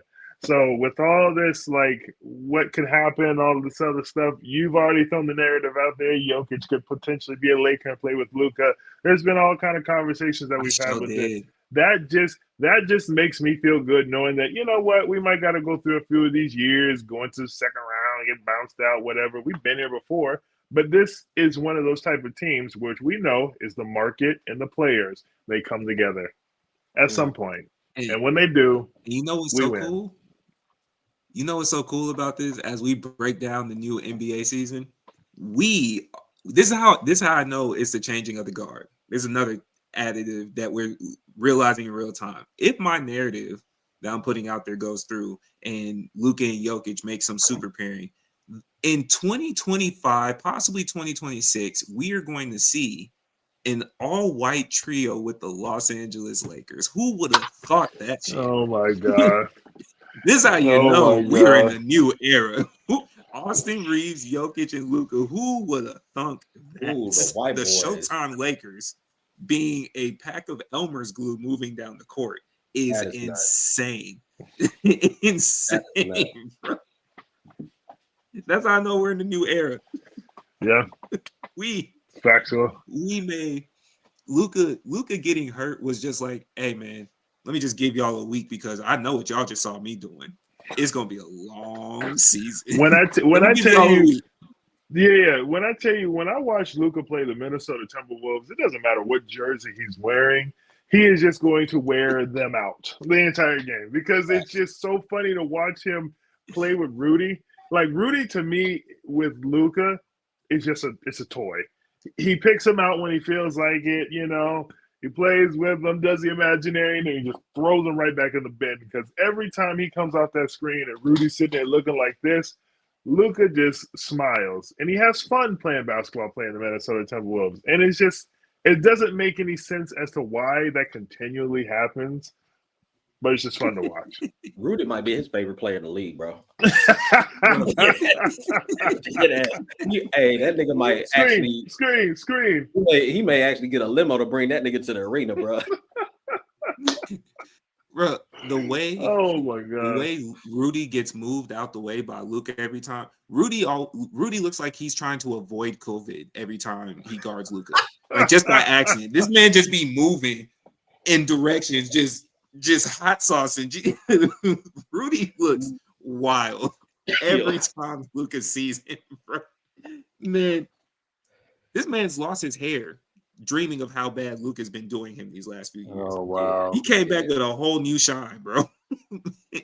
I Whole have new never shine.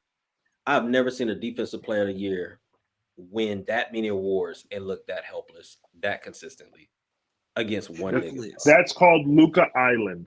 Golly, bro. Luca Island. You remember whenever the Cleveland Cavaliers and the Golden State Warriors were playing, and then Kevin Love would get switched off and have to guard Steph. Yeah. And that was just like Steph Island because you just had to sit there and watch this man get annihilated on national TV.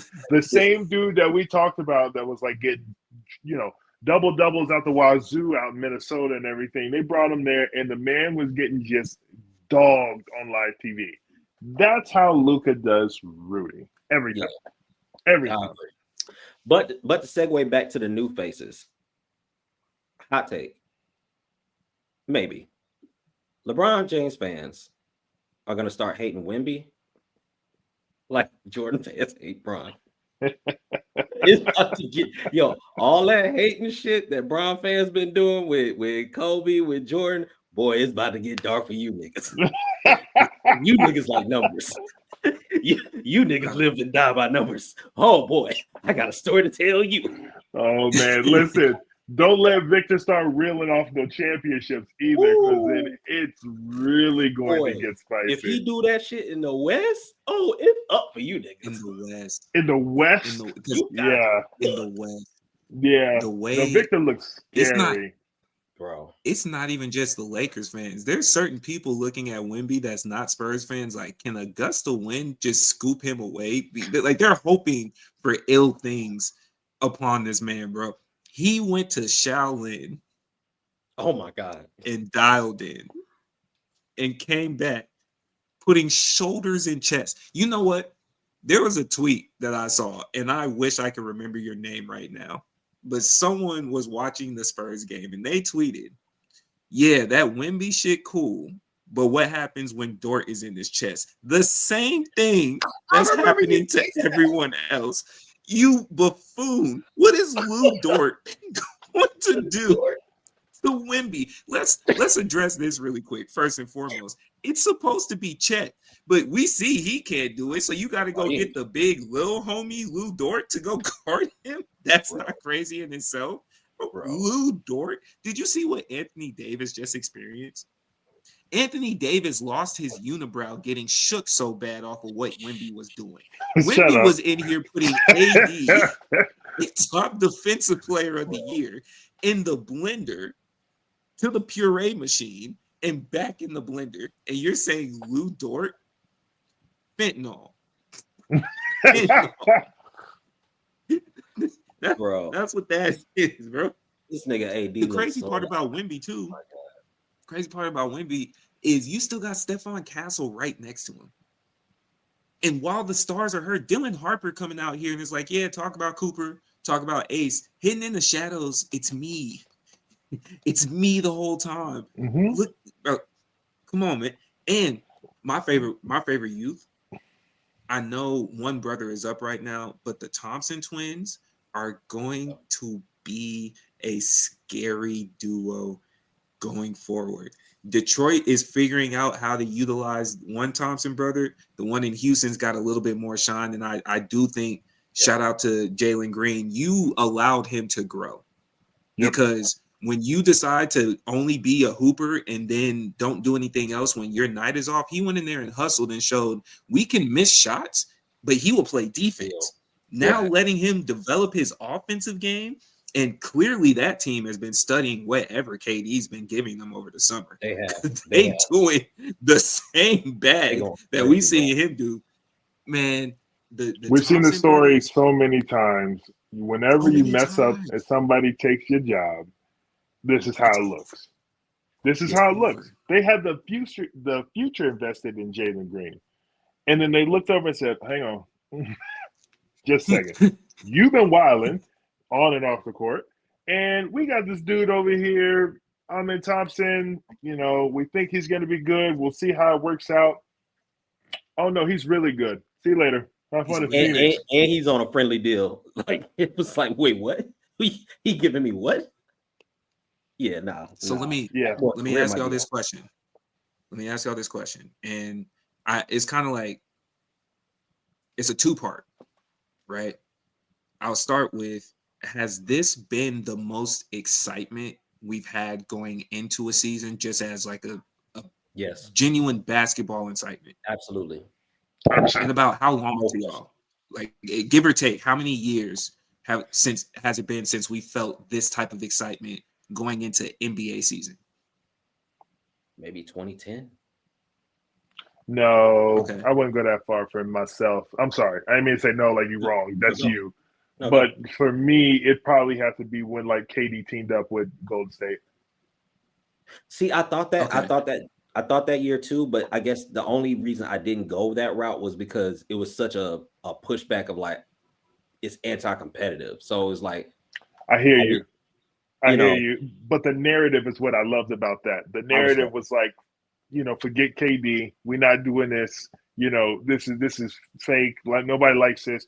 Everybody in the league was mad. LeBron making phone calls trying to get everybody on his team. You know what I'm saying? Oklahoma City, when they went to go see them, Russ was barking in his face. Like, whenever I turned the TV on, it was something.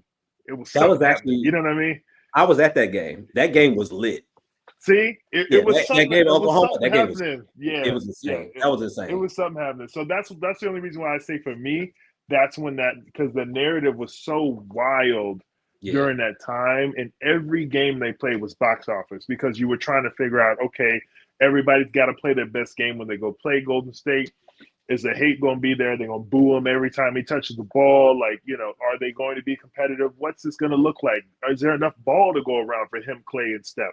We got to remember, Clay was literally the second greatest shooter of all time, and then they messed around and got KD. So it's not like it was like, this is a plug and play. This is super easy. We were having basketball conversations saying, is there enough ball to go around? Is this going to work? Can KD come in and help? Yeah. I'm not taking less shots. Clay dead ass said that with a straight face. I'm saying Clay scored 60 points with dribbling the ball 11 times. Like, we were literally sitting here having these conversations. So when he came in, that whole narrative for me, I was stuck on the TV because I was just like, yo, this is some good basketball. This is really good basketball. What about you, Ray? Your argument, Abe, might have split me. And I only say that in the essence of what Rudy said was how I felt. Yeah. And there was a couple turbulent years after that going into the summer of KD leaving. Because even when KD was still in OKC, I think you remember this conversation where we were even talking about it. That was coming off of a season where there was only 4 teams even worth your time watching. Yeah. If it wasn't Cleveland, San Antonio, OKC, or Golden State, there was no point watching that game. Correct. We knew it came down to it was Cleveland waiting to see which one of them 3 beat each other up. And then that's what it was. And that was the season of when he went to Golden State. I remember that summer being like, what are we watching? Yeah. Because we know it's going to be them. It just can't not be them, bro. Like, there's no possible way you have that team. And, it's a shoo-in. That's how it looked when Braun went to Miami. So I can see, I would say 20, maybe Braun going to Miami. I did have excitement for that because that was just an exciting thing to watch. Like, you still have love for D-Wade. Yeah. You then made a spectacle, no matter how you felt about it. You made a spectacle of the decision. And then you made a spectacle of we're going to win not 2, not 6, 3. 7. You know what I'm saying? 8, you know what I'm saying? So you made that one was it.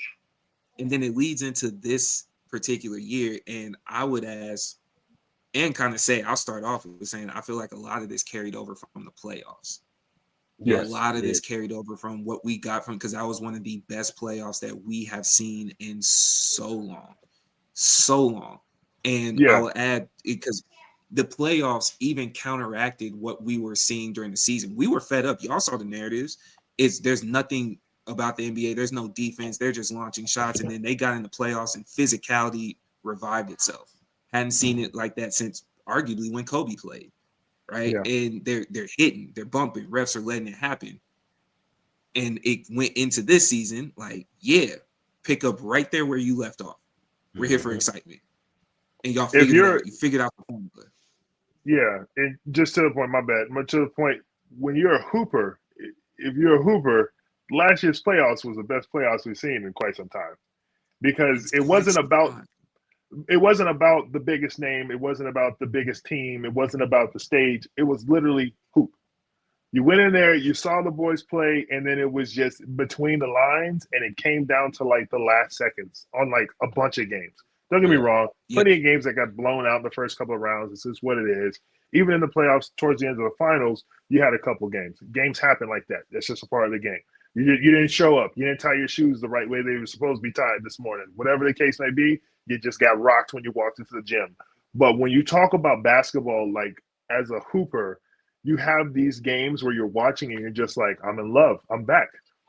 Because it was all about the game and not about who it was about in the game. It was about the teams. It was about the game. Of course, you have Shea. You've got Tyrese. You've got these moments that are happening.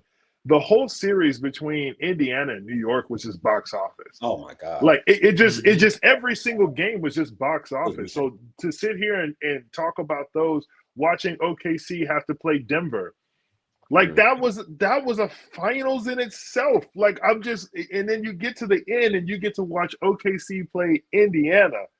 And then, of course, the terrible thing happens to Tyrese, right? Hope he comes back super healthy. But, like, you put yourself in that position to where you're going off. They were going off. They were leading at half. Indiana was leading at half. So you're still watching good basketball, even with their best basketball player out. He literally would have won MVP with a torn Achilles. Come on. So we're sitting there watching this, and then we get to come into the fresh start of the season, and we're watching Wembanyama come in healthy, right? We're watching the young crew of OKC come in healthy. Houston looks good. the changing of the guards is not, oh, it's on the way. It's now. It's happening. It's here. When OKC won the championship last year, that was them stamping it, saying, all right, old heads, time's up. Like, you may not like it, but time's up. Like, we thought we were doing this transitional time's up. Like, it's over. It is over. So I love the fact that these, the older players that we grew up loving and watching and playing 2K with and yelling, whatever we wanted when we were at the TV. I love that they're still here so we can talk about them, because hate to see whenever they have to leave or get carted off, because they're not doing well. But and let me add this really quick. I'm sorry. Yeah, I want to add to what you just said, and right before you go, Rudy. Yeah. To the stamping of, hey, y'all are old, I feel the same way, even for the middle in between these young guys. And then Giannis has to go to another team. It's skipped you. We're not talking LeBron, Steph, and KD. It's even at the Giannis age, it's at the Anthony Davis age, the Kyrie age, like just on the other side of 30s. No, come down here to 26 and below. We here, bro. Yeah. I'll pass it to you, Rudy.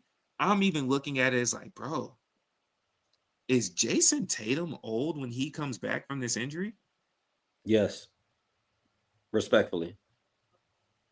And just in the age bracket, not even so much you got hurt. I'm talking about they're not looking at you as the young hungry. They're not even really concerned about you.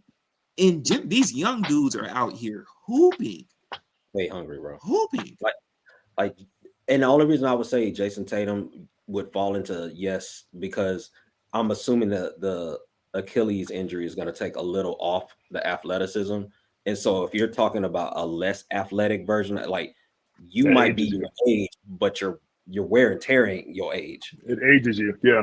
You don't went up like 3-4, like he's aged 3 to 4 years without ever touching a ball. Right.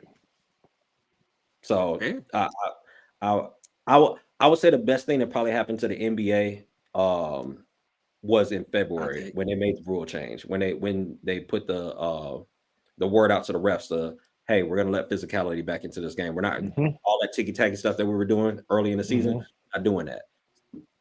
Right after All-Star break, it felt like playoffs. Like it already started to feel like playoffs, and then the playoffs just kind of took it to another level. But I think that the passing of the torch moments that I will remember most last year was Ant barking on Bron, because it was just like, oh, like this nigga really, like he's really barking at him. It wasn't no like ha, like, let's have fun. Like he was barking on him.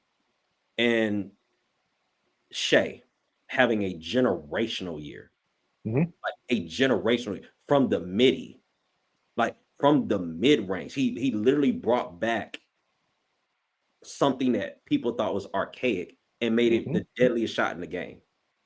Because once he got to the elbow, you were done. It doesn't matter how fast or slow he's moving. He is hitting that shot. And so I think that was like the passing of the torch. Is like this nigga ran the gambit. He beat the best player in the world. He won the championship, by hook or by crook, however you want to say. And then I think, to Abe's point, the playoffs, like, this is why I wanted Indiana to win, because I felt like Halliburton perfectly represented what that playoffs was.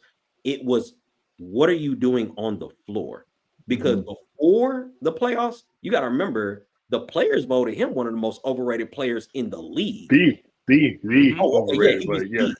Okay, so I stand correct. He was beat. So he's coming off of that. I was shitting on Halliburton. I don't like that nigga. I don't like the dribble package. I don't like nothing about it. But these clutch moments this nigga was having, like, he is forever stamped.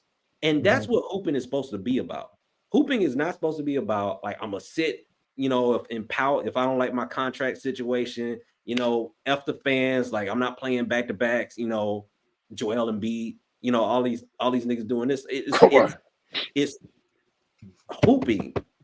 Like, he stamped himself. I will never disrespect Halliburton ever again in my life. And I wanted him to win that chip just off the fact that this nigga was doing something that it literally was on the verge, and I'll wrap it here. It was going to be the best playoff run ever. I would have had it up there with Dirk in the 11 and Hakeem in 95. it was that type of run. Yeah. I'm gonna just say real quick, because someone who doesn't get their flowers enough about the midi, DeMar DeRozan. Shout out to DeMar. Yeah, Debo gets it done. He is a dog in the mid range, and he does not get enough credit as he should. But agreed. to your DeMar kept point, it Shea alive. did. Yeah, Shea put it on the platform for everybody to see. But the person that we know who does it game in, game out is DeMar DeRozan. Shout out. Yeah. Yeah. And not even to take away from what y'all just said. Matter of fact, add to it. I know it seems like the low hanging fruit, but both of these are a scenario where we're not talking about LeBron. And in the showcase, in the ability of the NBA to have to say, what are we once he leaves, and especially Steph, even with KD, when them three leave, because that's the last decade. What do we look like? And boy, have they shown it. We genuinely are not concerned with you not being here. We're not. We're not worried about you. What is the LeBron story? Will you not? Can you add to your legacy? All of that. And this isn't genuine. I'm not hating on it. It's looking at the narrative you just had with Tyrese was about to do something we never seen. Tyrese is hitting game-winning shot after game-winning shot. You didn't have to see the game. It didn't matter if you were up 30. This man might end up making a meme out of you. We saw stars be born. He's making a meme. We don't have mega stars yet because we've asked this question and we've been there, but we saw a star being born. We saw a star dim in real time in Jason Tatum. The facts. It's not just you anymore. The league says we got options to make faces. New York is back. The Knicks are back. The narrative that they've been wanting for so long, the Knicks are back. Going into the season, the Knicks look even more back because the Celtics aren't the same anymore. The main op isn't there. Tyrese isn't there. It might be the Knicks' year. Let's get some excitement going into it. It might be the Knicks' year. We don't know if Shai's going to repeat.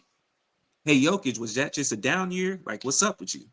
We got multiple storylines that you can really go. And then just to give it a little bit of a who do we like better?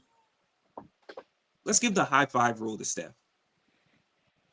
Bro. Here's your Kobe tour. Right here. Kobe tour. Just we're kind of letting you know respectfully.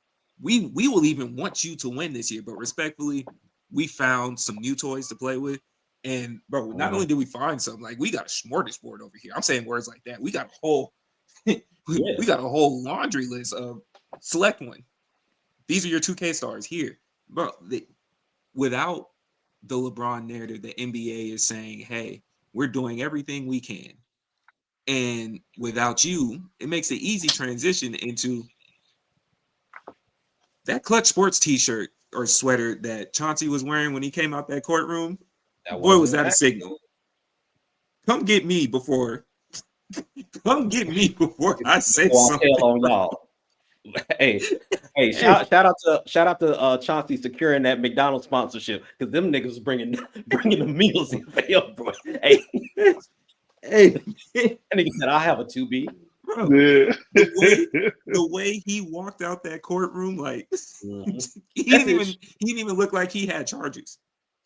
You know that one gift they have of the Middle Eastern homie when he walked into the courtroom and just stood like this and looked around. That looked like Chauncey, but just in black people form. Yeah, because all them Clutch boys getting locked up. Not well. I don't want to say it like that. They allegedly they look shaky. They looking funny in the light. You know, Damon Jones. I mean, you was an assistant coach with the Lakers. You just happened to tell some people that LeBron and AD wasn't playing. Go figure. You know, you got Rich. No, not Rich. Who was Maverick? Maverick got caught betting on NBA games. Look a little shaky. So where we the only thing I gotta say is Chauncey wearing the glasses doing the card game at the table. That's the only foul thing about this whole conversation. Is if I go over my homie house and he got them glasses and he beat me every hand and I'm hot because we've been playing for 3 years straight and I lost a couple mil. Yeah.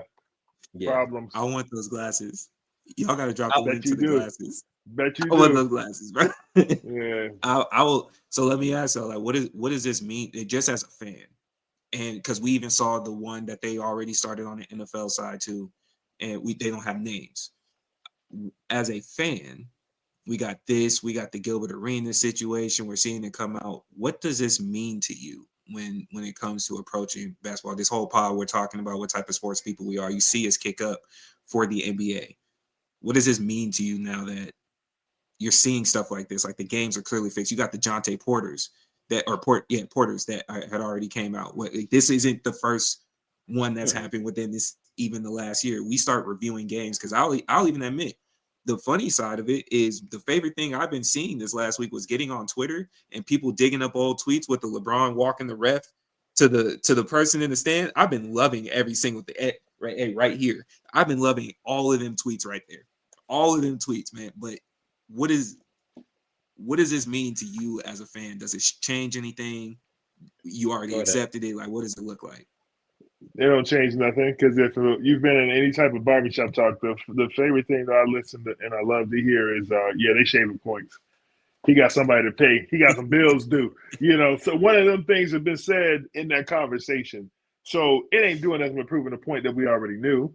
We already knew people have been, paying off debts or betting and doing all this other stuff behind closed doors. Now it's just being flashed in front of us for ESPN because they have a sponsorship with them and that they have, the new DraftKings, all this stuff. We already knew it was happening. The boosters happen for a reason in college. Gambling happens for the pro sports. That's been national. It's not something that just started happening. It's just access to your phone now. Now everybody can do it. Everybody's sitting there going, I don't even gamble, but I'm gonna put $10 on the over on LeBron getting 20 plus.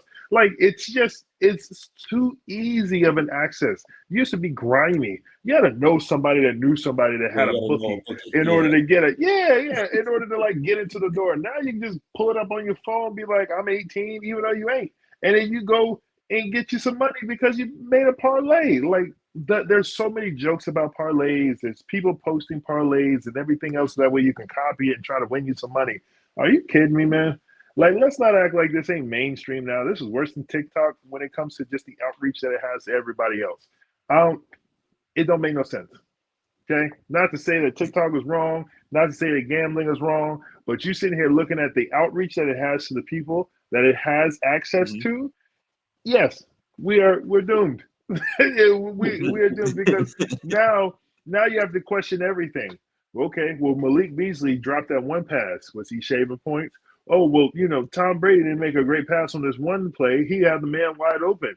He had somebody to pay then. I mean, it's always been the conversation, but now we got proof.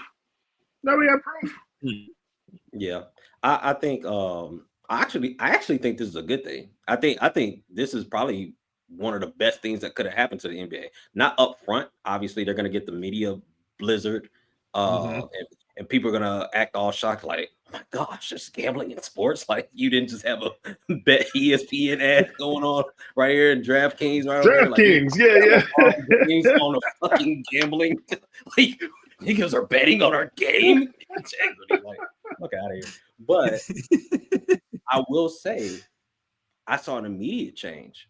Because before the Chauncey news broke what, the day after?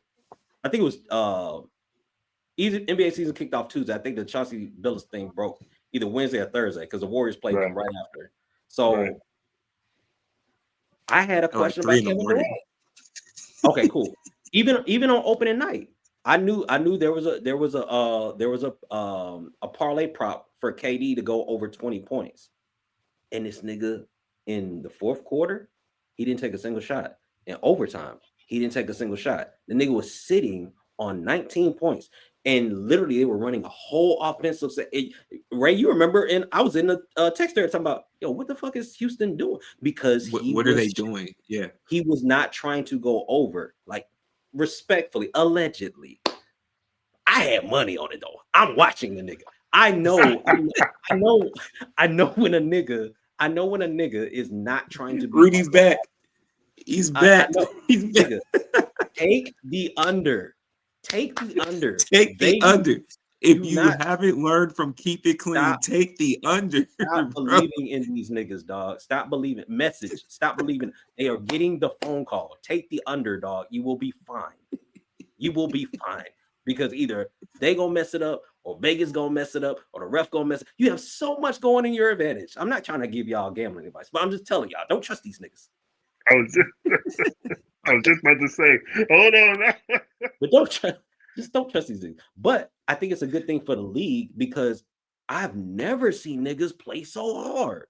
Once the FBI got introduced to the whole NBA situation, I'm seeing niggas hooping that I've never seen hoop before. I was like, oh, you got I saw Sengun do a behind the back dribble into a pull-up. I was like, you got that? Never. You get that? Never did that before in his life. I've never seen that before. Was that the Feds? They were the Fed training camp. You think it's beneficial because I will say having the head of the FBI involved in NBA activities, David Stern almost came back to life, bro, to fix this situation, bro. He was not about to let this just roll, just to roll, man. He is already tired of some of the stuff that Adam Silver was letting go, but David Stern was looking at this like, hey, big dog. And I love this for ESPN. As soon as they started talking about the story, all the gambling lines disappeared on the channel. You slick dirty dogs. You dirty dogs, bro. I see you. I see what you're doing. But to Abe's point, man, we're living in Vegas Unlimited. Mm-hmm. And of course, because this gambling thing comes out, it's always that reminder. Same thing in the barbershop is when it was discovered that the NBA and NFL and all of them is they're listed as entertainment businesses, not sports. Entertainment businesses. They're going to do exactly that. Then flip it forward into the narrative of it's a script. They wrote the script. They done flipped it. No, the script is the parlay.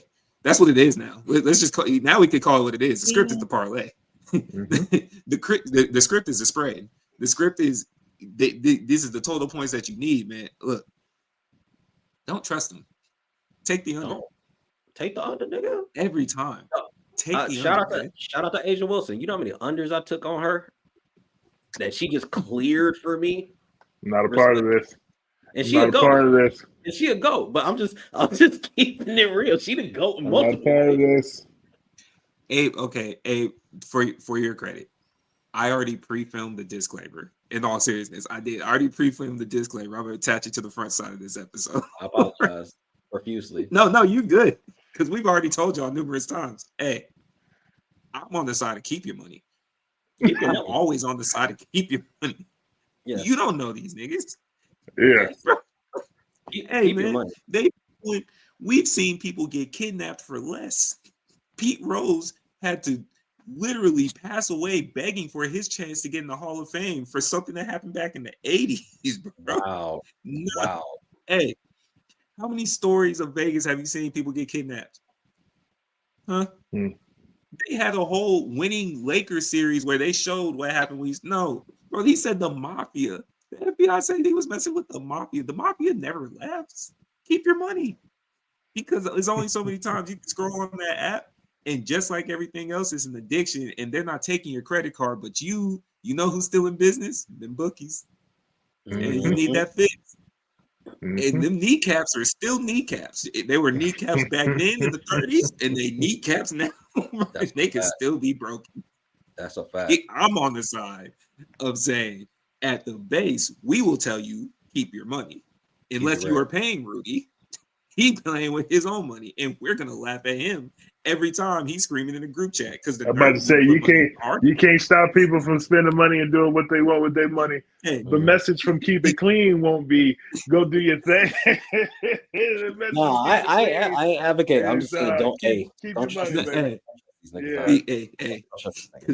You might want to keep it clean because the money get dirty real fast, and that's what they're telling us. The money get dirty. Or you playing with money get dirty real glasses. So, some of your heroes, some of the people that you look up to the most, hey, they look funny in the light, bro. put it this way: if you don't take away anything from this is them playing cards with their mans. Their mans. These are their people. They say KG was in one of them poker games. I know he feel away. They're playing cards with the homies. Yeah. You think they care about your parlay? Wow. You think they care about? These were the homies, bro. They don't love you. You sick. Hey, man. And last but not least, before we wrap up, bro, Derek Jones, what happened to you? What? Damn, man. My brother, what happened to you, bro? What happened, man? Take the under. Take the under. Y'all got anything y'all want to close with to end the week? I'm glad we have Rudy with us, man. I'm excited for the NBA season. This is going to be a constant conversation for us because I feel like week by week it's going to change. And it's going to be exciting because the young Bulls are here and it's going to look crazy week by week. Y'all give me your 2 early predictions now. We've seen the week. I just want the championship. Who you see in the championship? We're going to do this weekly. Who you got right now? It's only been a week. Lakers throwing a parade at the end of this year. Beating 100%. who? Huh? Beating who? Oh no, they'll be out in the first round.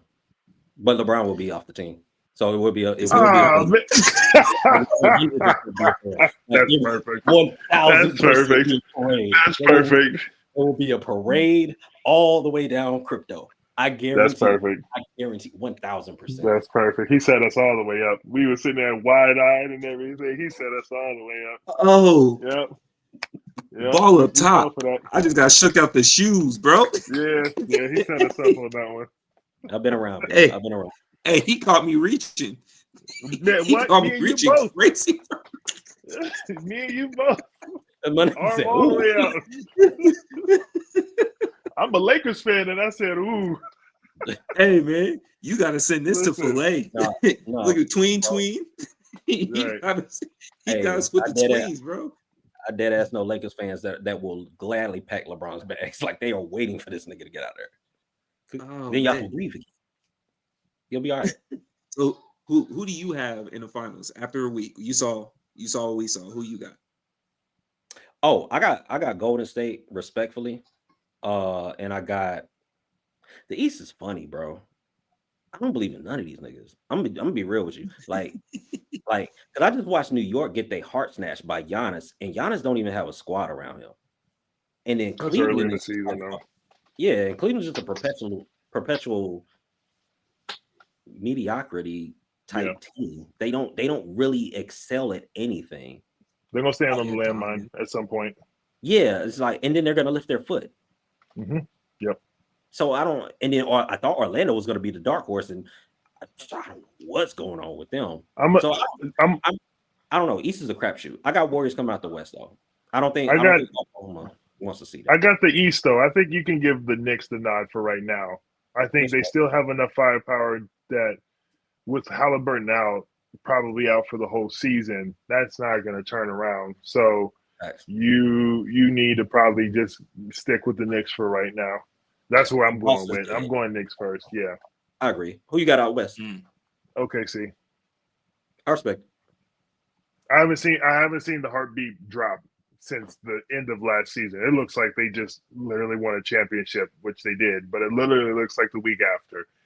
This isn't the team you really want to go up against right now. And if they continue this sustained success that they've been doing the last couple of weeks coming off of a championship year, and they added, like, come on, man. The only pushback I would give you is, like, I just don't think matchup wise Golden State would.